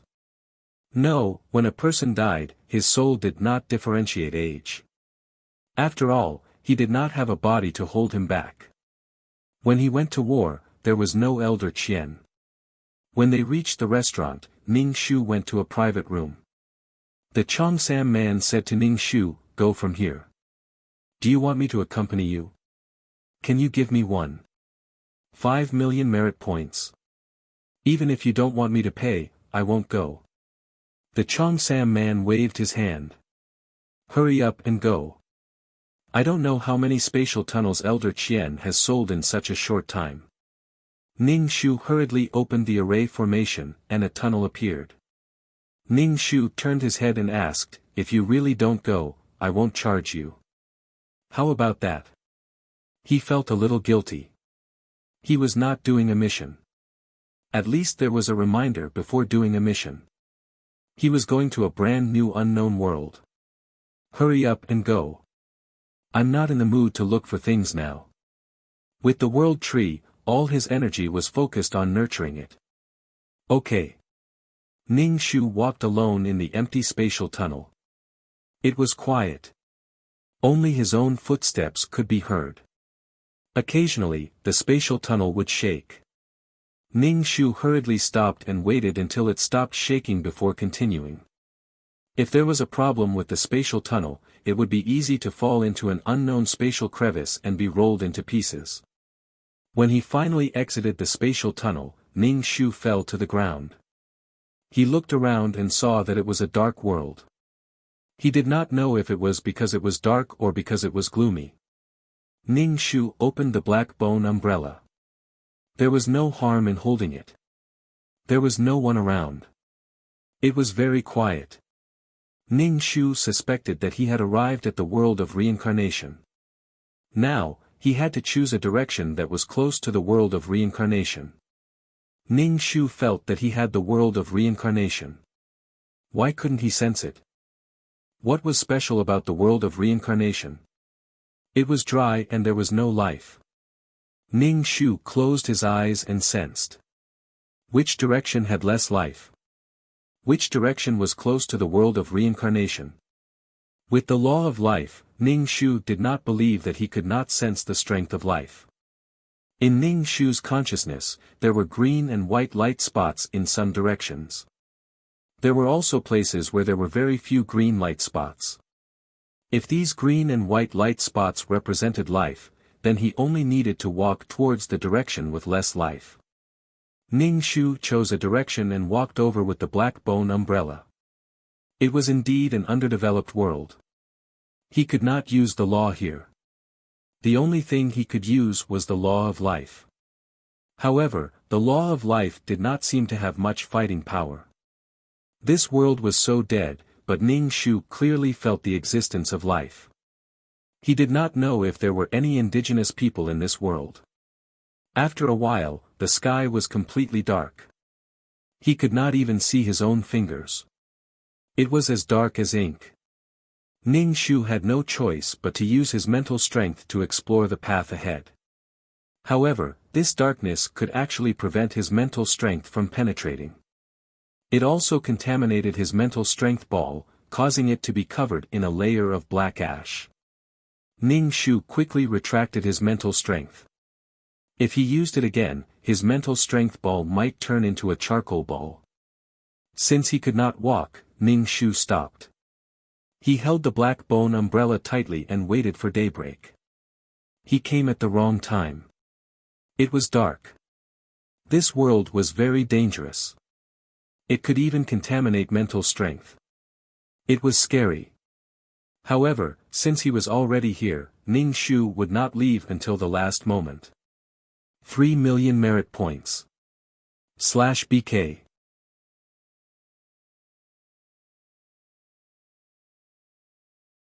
Chapter 2938. Since it was already dark, there was no way to leave. Ning Shu squatted in the same spot and waited for dawn. This kind of darkness could pollute one's mental energy. She squatted on the ground and expanded her sea of consciousness. Anyway, she had nothing to do. She kept feeling that something was moving in the dark. It was not normal for the sky to be so dark. Did she enter the body of something?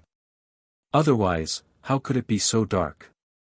Ning Shu sat cross-legged on the ground and held an umbrella. It was so dark. With an umbrella, she suddenly felt very safe. The night was very long. There was always something running in front of her, but she could not see it at all. Ning Shu held her chin and waited. After a long time, she actually expanded her sea of consciousness a lot. The sky was bright. Even though it was bright, the sky was still gray. Ning Shu stood up and looked at the surface of the umbrella. Damn, it had become pitch black. It was so dark that it was shining. How many dirty things were there? How could it be so serious in just one night?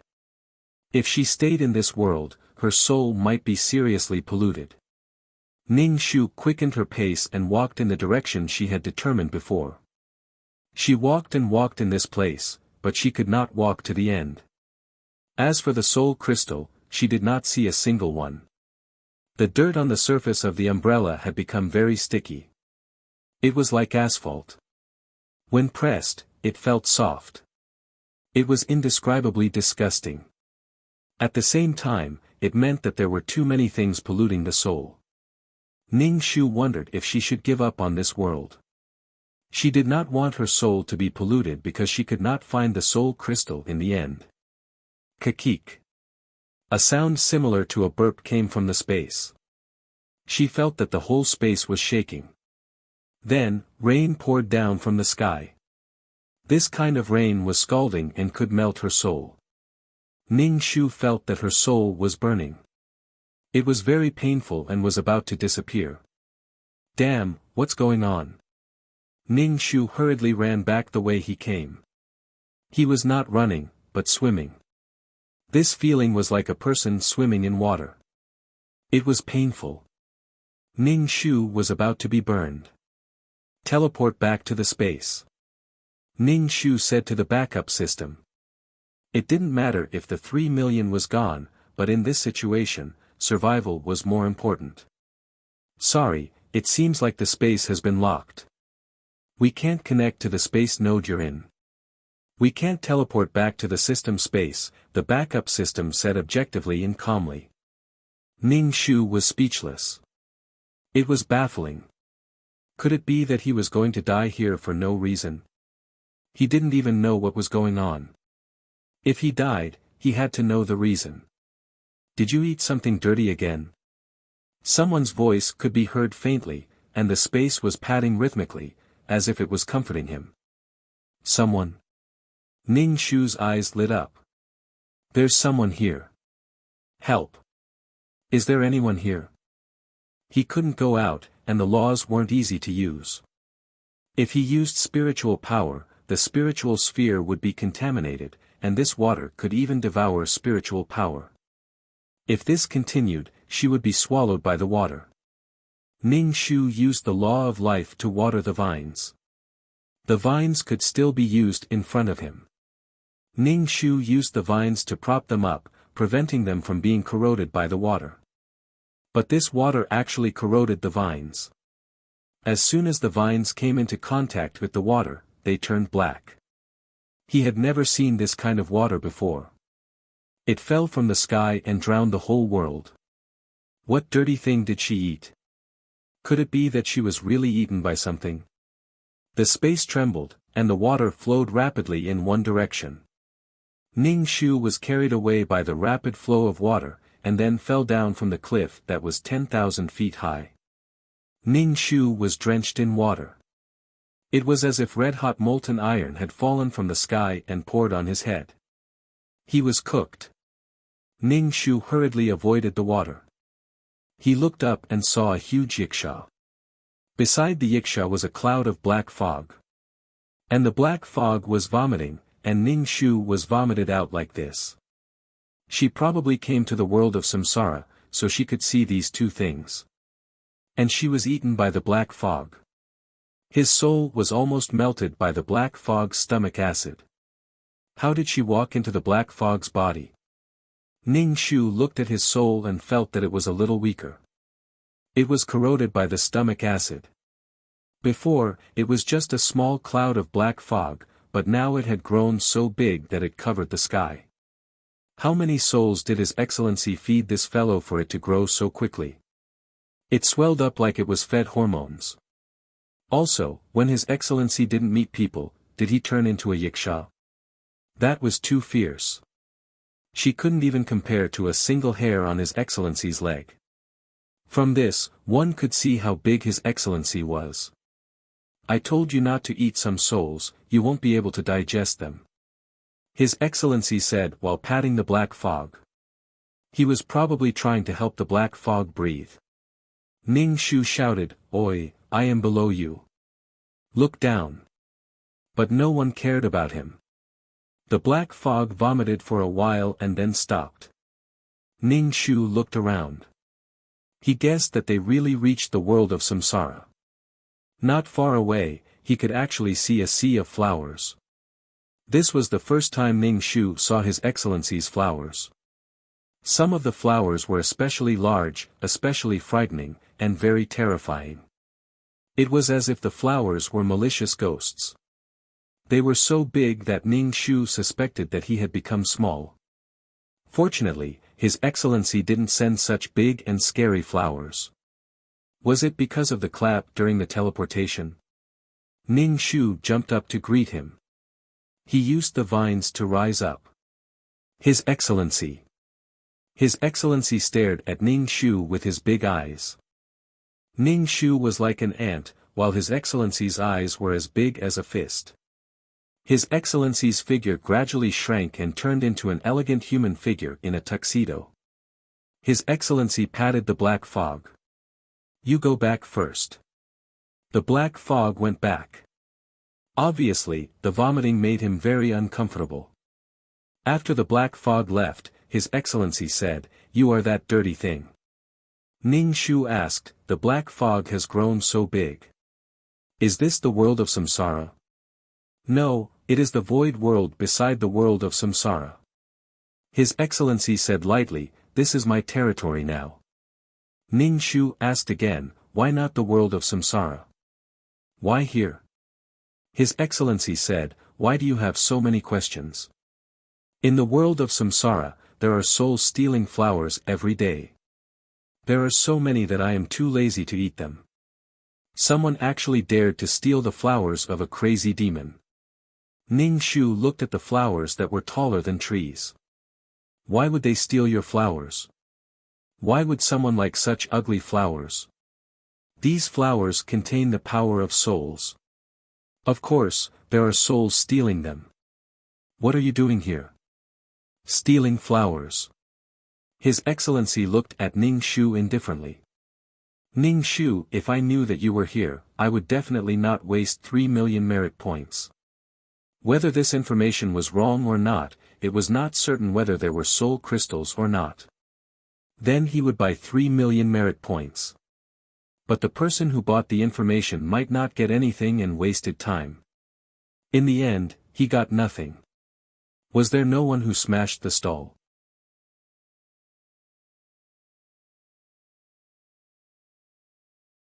Chapter 2940.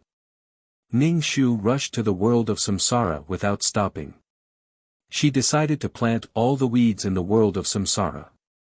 Other than some flowers, there were no other plants in the world of reincarnation. At least there was some greenery there. Ordinary plants could not survive in the world of reincarnation.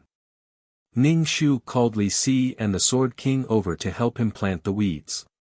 Of course, the huge thunder Kirin was also useful. It was convenient to use its mouth to pick the weeds. There were already some brave souls that came out of the hole and came to the world of reincarnation. But there were not many of them. They wandered around. When they saw Ning Shu planting the trees, they came over to watch. The land in the world of reincarnation was desertified. It was gray and black sand. He did not know if the weeds could survive in such an environment. Forget it, he would plant them first. Ning Shu felt that it was necessary to see what the other worlds of reincarnation were like. He felt that his world was empty, as if there was nothing in it. The weeds were huge and it was difficult to plant them. He had to dig deeper or they would fall. It took a lot of effort to plant all the weeds. It looked like a small forest. It depended on whether the weeds could survive. If he had the power of the soul, he might be able to survive. But this was what Ning Shu lacked the most. He would not be so rich as to use the power of the soul to water the plants. Whether the weeds could survive was up to fate. If not, Ning Shu would send the weeds to be purified. Maybe he could even get some power of the soul. After planting the weeds, Ning Shu asked Li Si to take care of the plants. He then returned to the system space and prepared to clean the umbrella. It was too dirty. There was too much dirt. The black fog probably ate too many souls and there were too many impurities in its body. He sent the umbrella to the after-sales service. In the end, the customer service told him, "Dear, your umbrella can't be cleaned anymore." Ning Shu was puzzled. Why? Every time it was cleaned, it would cost 10,000 merit points. The customer service said, "Dear, it's too dirty and no one is willing to clean it. Secondly, your umbrella has been cleaned a few times and has reached the end of its lifespan. Please buy a new one." Alright, another 50,000 merit points. Ning Shu did not feel any heartache about buying the black bone umbrella. The black bone umbrella had already become a necessity for her. As long as it was useful, she was willing to buy it. What was 50,000 merit points? He had even spent 3 million merit points to buy a spatial passageway. Ning Shu bought a new black bone umbrella and asked the main system, "When will the penalty for not purifying the soul be lifted?" Ning Shu felt a little embarrassed that he had to find someone else every time. Moreover, he had to give someone else a little reward every time. She was conscientious in picking up garbage. Every time, she would pick up 1,000,000 yuan, which was 10 times the workload of others. Once she got used to this punishment, she would get used to it. But why didn't he remove the purification? Ning Shu said, "I'm always picking up the trash seriously." The main system had the purification technology, so he could only look for the main system. Ning Shu hadn't even touched the purification door yet. The main system said, "Your punishment will still last for a while. When the time comes, it will be removed along with the 1,000,000 points." Ning Shu asked, "Can you remove the purification first?" The main system said, "No, this is the punishment given by the organization. Being able to bargain is called punishment." Ning Shu pursed his lips. It seemed that he could only look for the Chongsam man. Looking at the fire pearl on the bookshelf, Ning Shu used his spiritual energy to bring the glass bottle in front of him. He took out a bean-sized soul crystal and threw it into the bottle. The soul crystal was roasted by the fire pearl. It melted and disappeared. The temperature was really high. He didn't know if the soul power that was being roasted by the fire pearl was pure or not. As a result, the bottle suddenly burst into small flames. The soul power was being burned. Ning Shu rolled his eyes.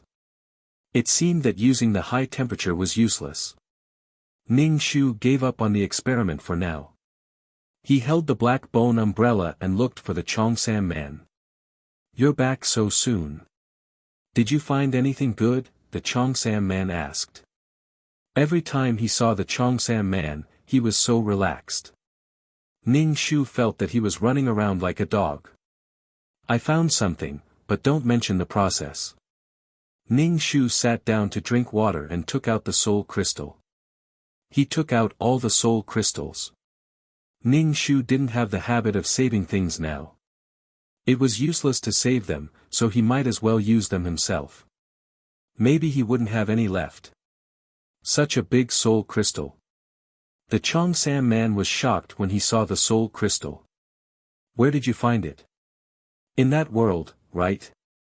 Ning Shu waved his hand. Don't talk about it. I can't go to that world. I was almost eaten. If I go there again, I'll die very miserably. The Cheongsam man was a little doubtful. He asked, do you need to purify all of them? Ning Shu nodded. It was useless to keep them. Now that there were 2 reincarnation pools in the world of samsara, she didn't need to provide additional soul power. Peerless martial arts didn't need to be fed to the soul origin. She felt that she had suddenly raised her son overnight. It was much easier. There were some things that didn't need to be shared. The Cheongsam man quickly sent the soul crystals to be purified. He waved his fan and said to Ning Shu, let's go together next time. Seeing so many soul crystals, the Cheongsam man was also tempted. Ning Shu quickly shook his head. I'll tell you directly. That place is the territory of His Excellency. You can't go there. Isn't His Excellency in the world of samsara? Why did he go to the world of nothingness? The Cheongsam man asked in surprise. When he mentioned His Excellency, he could only think of His Excellency in the world of samsara, sitting on a huge chair made of white bones. They don't allow people to have vacation villas or anything. Anyway, I won't go there. It's a matter of credibility. The silver-haired man didn't say anything. It seemed that he had given up the idea. Ning Shu asked, do you know how the main system purifies the soul power? The Cheongsam man said, how would I know? The organization knows no more than 10 methods to purify the soul power. This is top secret information. It's not something you and I can know. I'm afraid that some mission enforcers will run amok if they know the purification method. They can collect souls wantonly and purify their own souls. If their will is not strong enough, they will easily lose control. You want to purify your own soul power? Until now, no one has figured out how to purify it. It's not that no one has researched it, but no matter what, there is no way to completely purify the soul power. There is no way to use it directly. Ning Shu said, oh. This technique seemed to be more complicated than he thought, and it wouldn't be widely publicized. The pure soul power was sent back. The silver-haired man took 10%, and Ning Shu absorbed his share. This time, there was a lot of soul power. After Ning Shu drank it, his soul gradually became clearer. His eyebrows, eyelashes, and even the lines on his hair and clothes became clearer. His soul was much stronger. Ning Shu looked at his hand. It was like a real hand. It was great. His soul was finally stronger.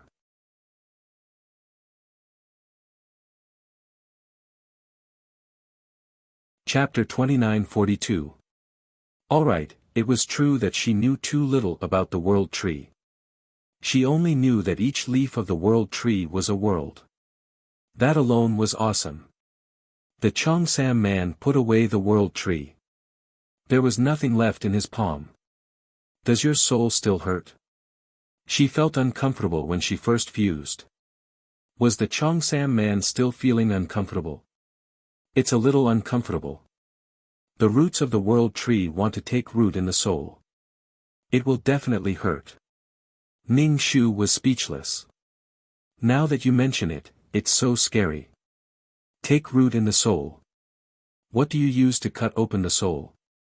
Ning Shu asked. Could it be that the soul would hurt if it was cut open with a knife? There's a knife that I've used before. This kind of knife won't contaminate the soul. 100,000 credits for one use, the Cheongsam man said. Why is it so expensive? Because I bought it so expensive, and I only used it once. If I don't get some money back, I'll feel bad. Do you want it? It'll be much cheaper. I bought it with 500,000 merit points. The Cheongsam man was very calculative. He looked like a miser. If he was poor, he wasn't as poor as her. The Cheongsam man had taxes from the city and opened a restaurant. She didn't know how much money he had. She had no taxes and no source of income. She had an iron rice bowl job of picking up garbage, but she didn't get paid. She was talking about herself when she said she was useless. Give it to me. I'll fuse it when I go back, Ning Shu said to the Cheongsam man. She had to wash herself first, burn incense, and bathe before fusing. She was actually tempering the spiritual ball. The spiritual ball was contaminated. To prevent the world tree from being contaminated, Ning Shu had to remove the impurities inside before fusing. Her soul should be relatively clean. After all, she always carried an umbrella wherever she went, regardless of whether it was sunny or windy. The Cheongsam man gave Ning Shu a dagger. It didn't seem any different from an ordinary dagger. When he pulled it out, it was shiny and a little creepy. Here, don't use too much strength. You'll chop off your own hand. Ning Shu nodded and gave the Cheongsam man 100,000 merit points. She held the flower pot and the dagger and returned to the system space. She put down the things. Now it was time to temper the spiritual ball. Ning Shu used her spiritual power to touch the fire bead. The heat of the fire bead burned the spiritual ball, and this heat was transmitted to the spiritual ball. Ning Shu didn't stop until the spiritual ball had turned completely red. Then, she began to hit the spiritual ball again and again, hammering it with her fists. With each touch, the dirt covering the surface of the spiritual ball began to slowly dissipate, and the spiritual ball was no longer black. After finishing the tempering, the mental sphere regained its previous luster. Ning Shu pulled out the dagger and opened his hand. Ning Shu wanted to place the world tree seed in his left hand. He had used his right hand too much, so it was probably worn out. It was better to place the world tree seed in his left hand. Ning Shu was a little nervous. He took the world tree out of the pot, washed the soil, and put it aside for later use. Then, he used a knife to cut open his palm. Then he opened the opening and placed the world tree inside. It felt so fucking cruel. Ning Shu hurriedly placed the world tree in the wound. Otherwise, it would heal. The world tree was planted in the palm of his hand. Soon, Ning Shu felt that the world tree had grown many roots from his palm. These roots snaked and took root in various parts of his body. Ning Shu was speechless. Fuck, it hurts. Ning Shu wailed. It was so painful. The roots were taking root in his soul. One moment, this place would bulge, and the next moment, that place would bulge. It was too fucking painful. The man in the Cheongsam said that it hurt a little. He thought that it wouldn't hurt much, but it turned out to be so painful. He wasn't mentally prepared at all. What made Ning Shu the most depressed was that the pain of growing roots was one thing, but as the leaves grew, they disappeared from the palm of her hand. Ning Shu searched everywhere. He even searched the soles of his feet, but he couldn't find them. He couldn't help but scratch his head. Where did that thing go? Was it playing hide-and-seek? However, when Ning Shu scratched his head, he seemed to have touched something like a leaf. He was stunned. Could it have grown to his head? He clearly placed it in his palm.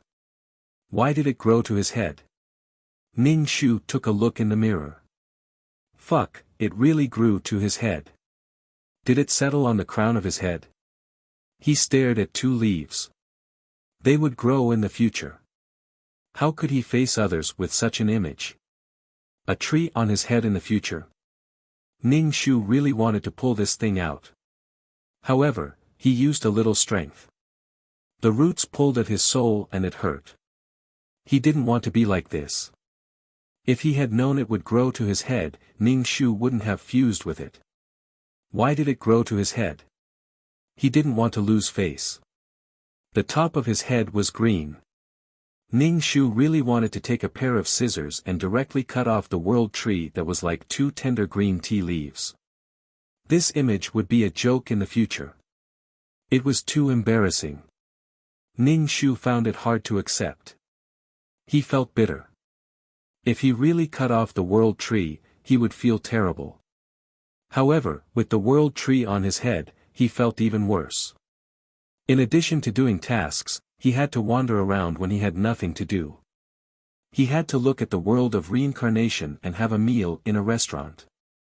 Then, with a tree on his head, other people would stare at him with shocked eyes.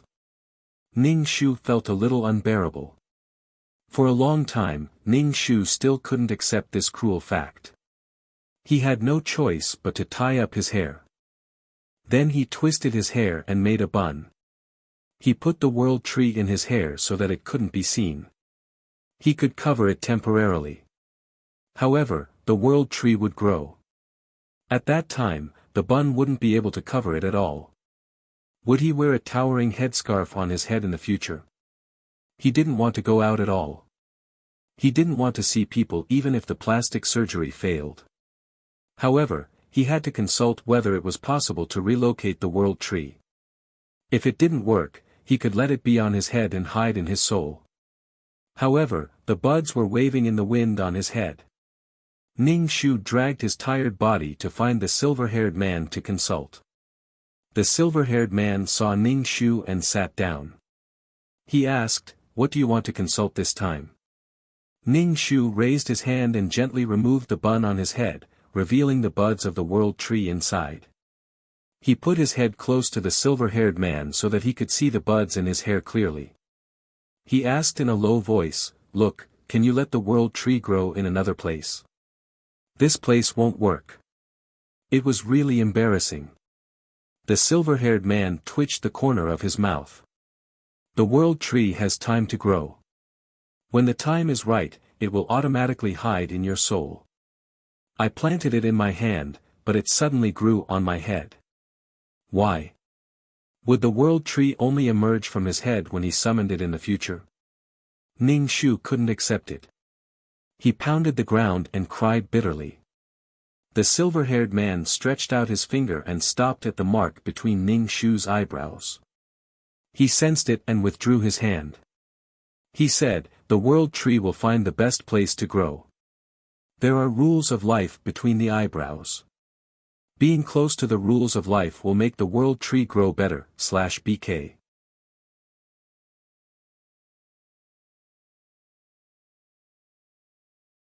Chapter 2943.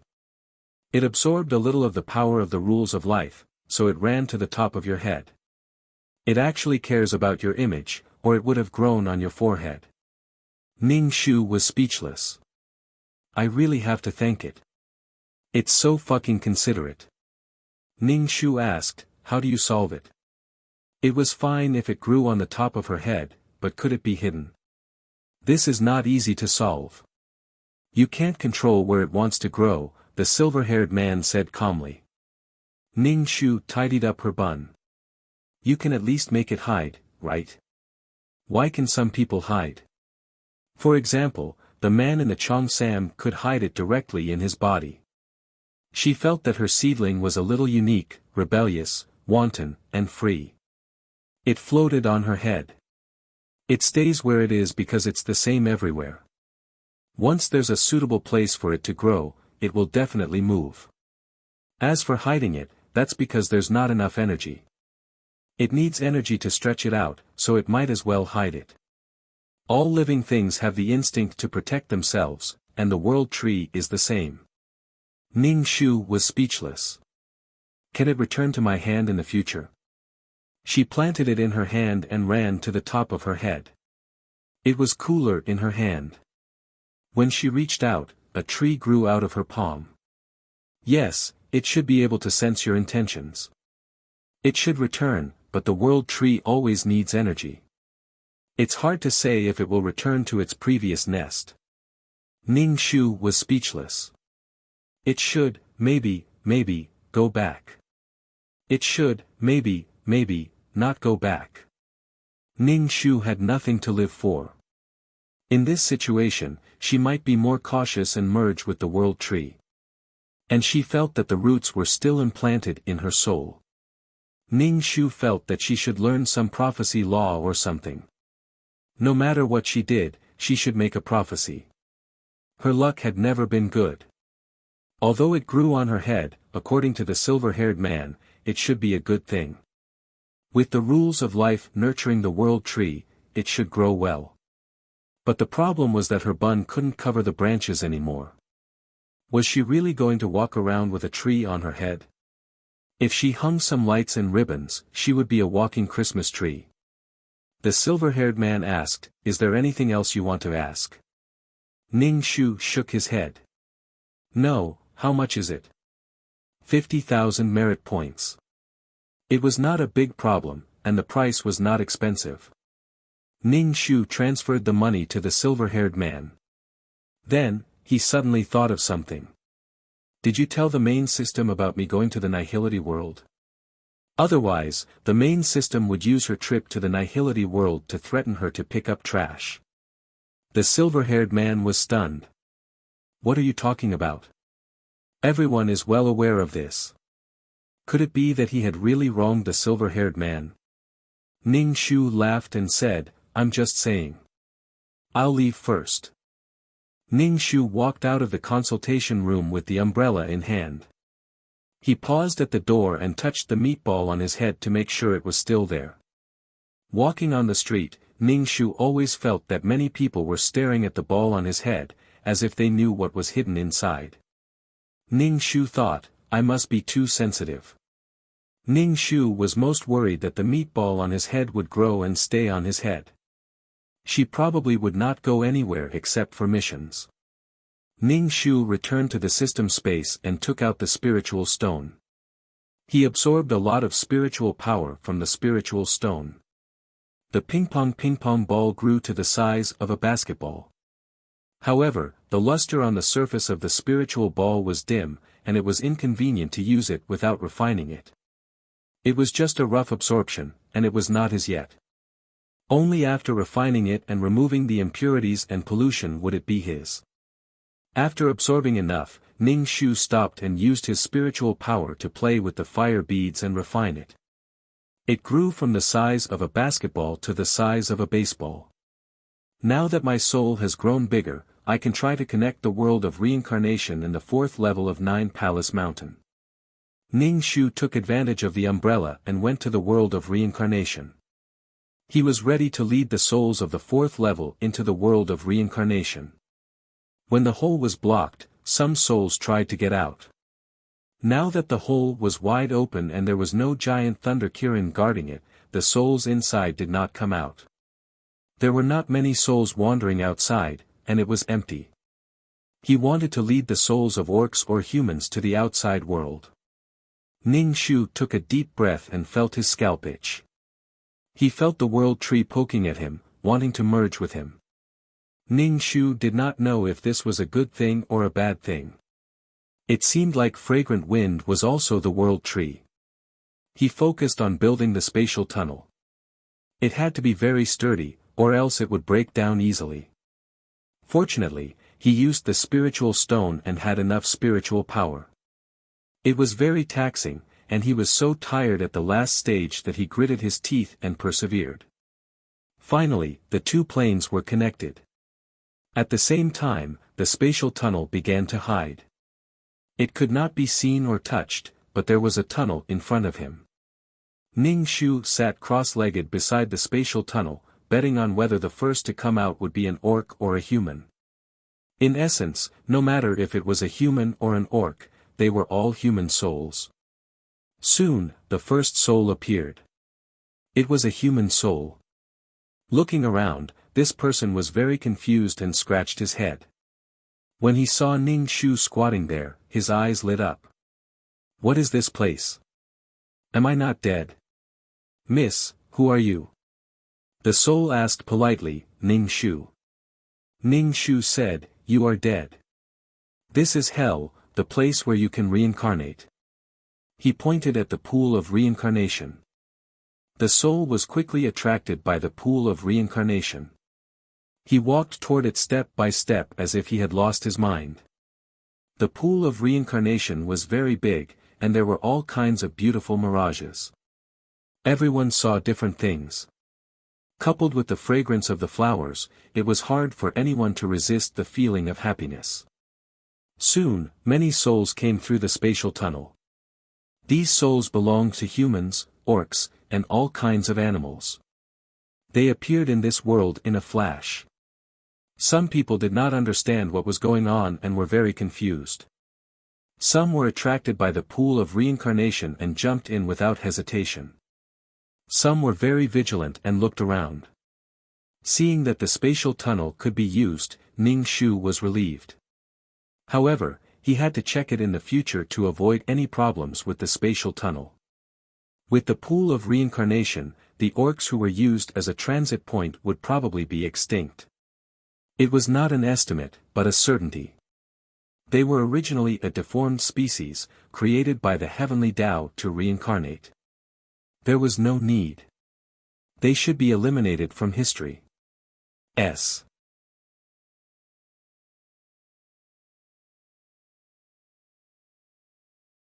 Chapter 2944. Ning Shu took a stroll in the wild grass forest. The leaves of the grass here were a little withered. Were they dying? Could it be that they couldn't adapt to the environment of the world of reincarnation? If they really withered, it would be a pity. Would it be possible to get some life force? Ning Shu thought about it. Forget it. Since it was something that grew in the world of reincarnation, then it should be something that was filled with life force. The splashing sound from the life pool was pleasing to Ning Shu's ears. Nice. If these people jumped in, the world of reincarnation would have soul energy. There were almost 10 connected worlds. Before the rebirth pools formed in these 10 worlds, they relied on the 2 rebirth pools to sustain them. Ning Shu entered a slightly more mature world. The world was still desolate. There was nothing there. Those worlds that were born not long ago had nothing. When he entered, there was only white fog. The white fog shrouded the surroundings. He couldn't see anything at all. Fortunately, he didn't need to support himself. Otherwise, without soul fluid and soul stones, what could he use to support so many worlds? Especially when his soul was weak before, there wasn't much soul fluid. That could really force him to death. Fortunately, the problem of energy was solved. In the future, he would have to worry about the protection and maintenance of the world of reincarnation. He needed someone to look after the world of reincarnation. Calamity beasts would be born.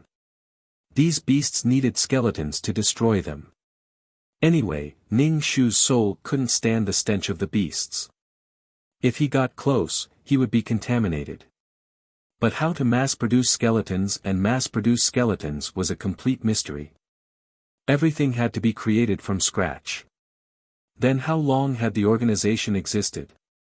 It should have developed from nothing to now.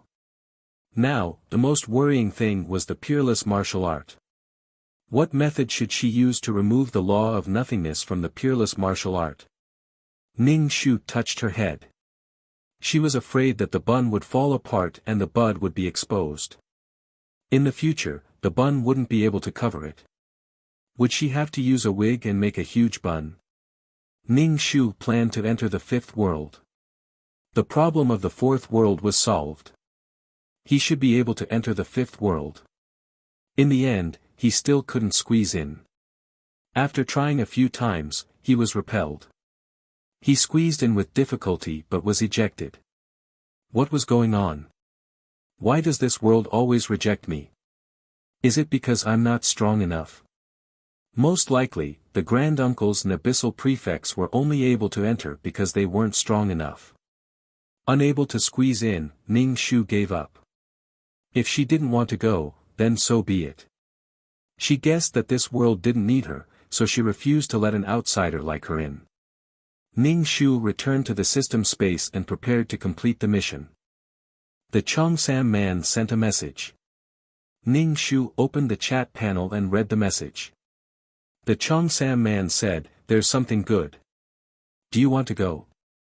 I heard that the treasure this time is a person. Human." Ning Shu refused without thinking. "I'm not going."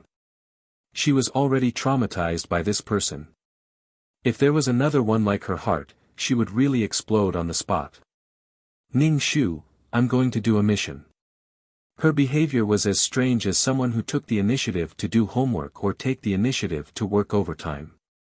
The man in the Cheongsam was speechless for a while before he said, "It's not a person. It's a corpse." Abyssal prefects loved things like corpses the most. Although they received the news, abyssal prefects might have already taken it away and worked for nothing. Also, what was the point of corpses? Putting them in the system space as decoration and then watching them slowly decay and emit a charming corpse smell? She couldn't understand. She wasn't a delicate flower. Ning Shu still refused. "I'm not going. I'm scared. I'm scared of corpses." Ning Shu was afraid that her hair bun would loosen and reveal the world tree above her head. She felt inferior now. The man in the Cheongsam said, "I'm really not going. I heard that this body is very useful. There's a vast universe and world in the body. If the soul takes over such a body, it'll directly reach the sky in one step." Ning Shu was concerned about something else. If there's a body, how will the world tree grow? Could it grow in the flesh? The flesh was bloody and dirty, but the world tree could still grow. The man in the Cheongsam didn't speak for a long time. "How can we ignore the world tree? Even dragging an arm will be beneficial." Ning Shu. She didn't want to go even more. Ning Shu said, "Sorry, I'm not interested in corpses, no matter how expensive they are." The man in the Cheongsam was still coaxing Ning Shu. "Are you really not going? I heard that after the mighty people died, their bodies were placed in the endless depths. This was an accidental discovery. Let's go and broaden our horizons. Many people have already received the news, but this kind of thing is very secretive. Are you going? What was there to see about corpses?" Ning Shu was really not interested. Besides, it was probably very dangerous. Her life was more important. She was a little fairy. Did she want to have a huge body? If she had a body, she wouldn't be able to do missions and earn soul power. She was a little angel who loved to do missions. Ning Shu refused again. "I'm not going." The man in the Cheongsam had no choice. "How about this? I'll pay you and you'll be my bodyguard. I don't need you to raise money to buy a space passage." Hearing this, Ning Shu was a little tempted. She asked, "Don't tell me you want me to snatch something for you. I don't have that ability." "We're not going to snatch it. We're just going to watch the show. There are so many people, we probably won't be able to snatch it. We're just going to see what the corpse looks like. It's said that it's very huge and can destroy a plane with one punch." "Ning Shu, you can imagine all you want. Are you going or not?" Ning Shu asked, "How much will you pay me?" The man in the Cheongsam said, "We'll talk about the salary in person." Ning Shu took the black bone umbrella to the Time City restaurant. The man in the Cheongsam was waiting for her. Seeing Ning Shu, the man in the Cheongsam was stunned. "Why did you tie up your hair? It's still this hairstyle. Your face is small and you have a bun. You look like a child. What a youthful hairstyle." Ning Shu was glad that there was only one tree. Otherwise, she would have to tie two buns. That would be even more hilarious. Ning Shu picked up the dessert on the table and nibbled on it. She asked, "Did Elder Qian tell you this?" "Yes, but Elder Qian said not to spread the news." That corpse doesn't look simple. Ning Shu took a sip of tea and swallowed the sweet pastry. Why do you say it's a corpse? What if it's just sleeping and a bunch of people running over there waving flags and shouting? If it wakes up and gets angry, we might not be able to come back.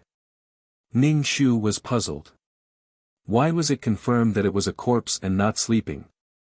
I heard that we've already tested it. The universe in the body is endless, but the person has no vitality. The man in the Cheongsam waved his fan. Let's just take a look from afar. Don't think about treasures. If you can snatch it for me, the price will be calculated separately. Ning Shu really wanted to spit out the dessert on his face. Was he asking her to go and kill herself?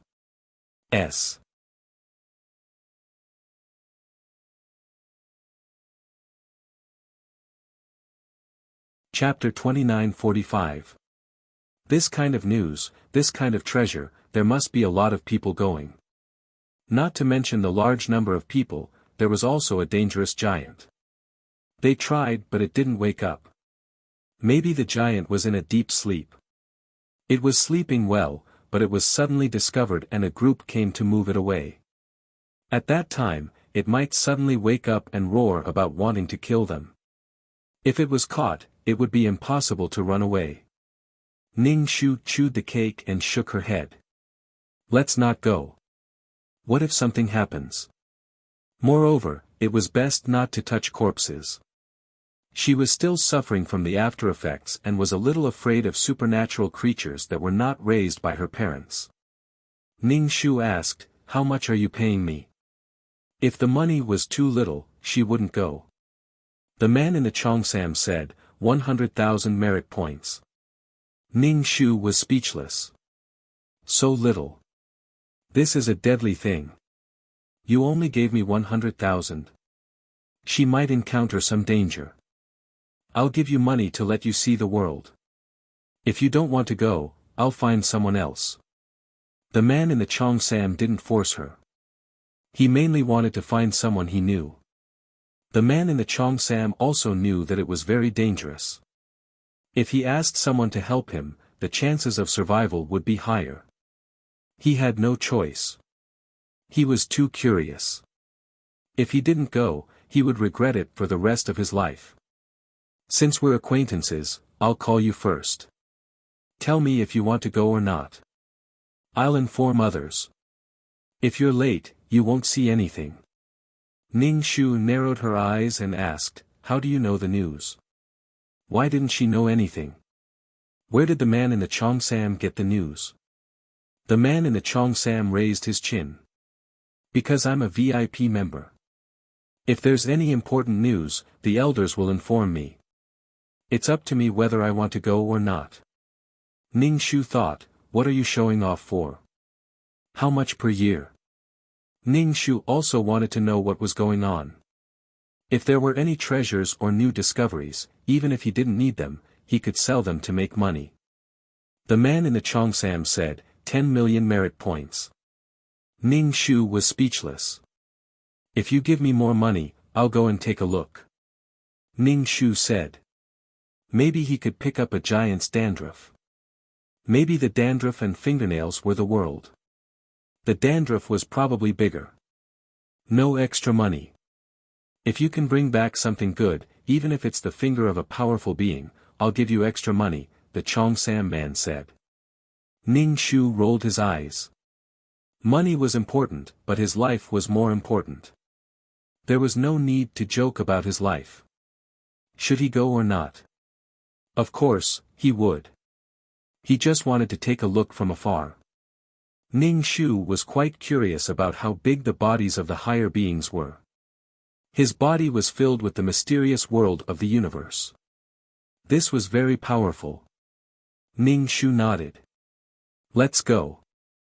But before we leave, we need to get some equipment that can help us escape so that we can run faster. Time was money. The Cheongsam man nodded.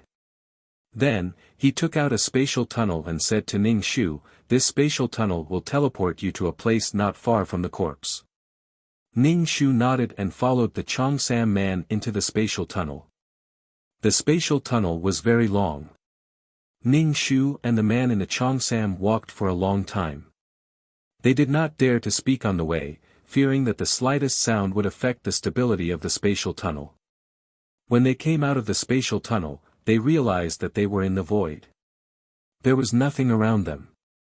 This place was probably a little far from the plane. They wondered if the system could teleport them back. A huge body floated in the void. It was so huge that they could not see the end of it. There was a black fog supporting him. His body was covered in something like ice crystals. It felt like frozen meat in a refrigerator. So big. Ning Shu exclaimed. Where could such a huge body fit in? How could it live? It seemed like it was true that he could destroy a plane with one punch. Other than Ning Shu and the Cheongsam man, there were already many people flying around the huge body to explore. Ning Shu tried to fly as high as possible. He wanted to see what this giant looked like from above. The whole body was covered in ice crystals. His face was blurry. But from above, he looked slender. Through the blurry ice crystals, his face should not be too bad. One hand covered his heart and the other on his abdomen. His face was so peaceful that he looked like a sleeping beauty. It was just that he had grown too big. Who would dare to kiss such a terrifying sleeping beauty? Some people were walking on the corpse, trying to break the ice. The Cheongsam man floated beside Ning Shu. It looks like a corpse. And it's frozen. Ning Shu was not sure. How could such a powerful person die so easily? Ning Shu said, let's just watch from the sidelines. The Cheongsam man fanned himself and did not speak. Although there were many people here this time, compared to the huge body, these people were as small as fleas. They were even smaller than brooms. His fingers looked like long mountain ranges. Picking and groping the giant's body, he groped and groped. But they could not do anything to the giant's body. First, they had to break the ice crystal layer. There was a world in this giant's body. Ning Shu believed that. Ning Shu looked around. He did not intend to get any treasures. Even if he got such a body, his soul was too weak to support such a body. One had to have a very strong soul to be able to support such a body. Ning Shu touched his arm and felt a little goosebumps. He said to the Cheongsam man, should we leave? Anyway, we have seen the giant's appearance. We should go. The Cheongsam man fanned himself and stared at the giant. Wait a little longer. We'll leave after a while. Ning Shu was a little helpless. They had said that they were just here to take a look. How many times had they looked? They were still looking. The Cheongsam man probably did not want to come here for nothing. He wanted to stay and see if there was anything good. But Ning Shu was not interested in these creatures. What was the use of dragging a corpse? Even if there was any treasure on this giant, it was not her turn to take it. There were so many powerful mission enforcers here. The possibility of her getting something was very small. So, Ning Shu did not have any expectations. He was calm, but he kept getting goosebumps. He could not stop feeling cold. The temperature of the ice crystal on the corpse was probably too low. There was no soul in this body, but the body was still intact. There was still a breath of life. Ning Shu could feel it. So, she did not want to go up at all. If she ran up and stepped on it, it would wake up. Such a behemoth could crush them to death with a single finger. The mission enforcers used all kinds of martial arts. They wanted to enter this body and hit the corpse with all kinds of brilliant moves. But the corpse was still good. Its eyes were still closed. Its eyelashes were longer than a tree. Looking from above, the eyelashes were thick and slender, and the eyebrows were straight. The Adam's apple was like a protruding hill, and the hollow collarbone could form a lake. You're tuning into the Han Lee's Wuxia Adventures YouTube channel. We're so grateful for your support, and don't forget to subscribe to join us on this incredible journey through captivating stories. Your generosity through donations truly makes a world of difference, as it's the primary source of revenue that allows me to expand and enhance this channel for you. Thank you from the bottom of my heart for being a part of this adventure.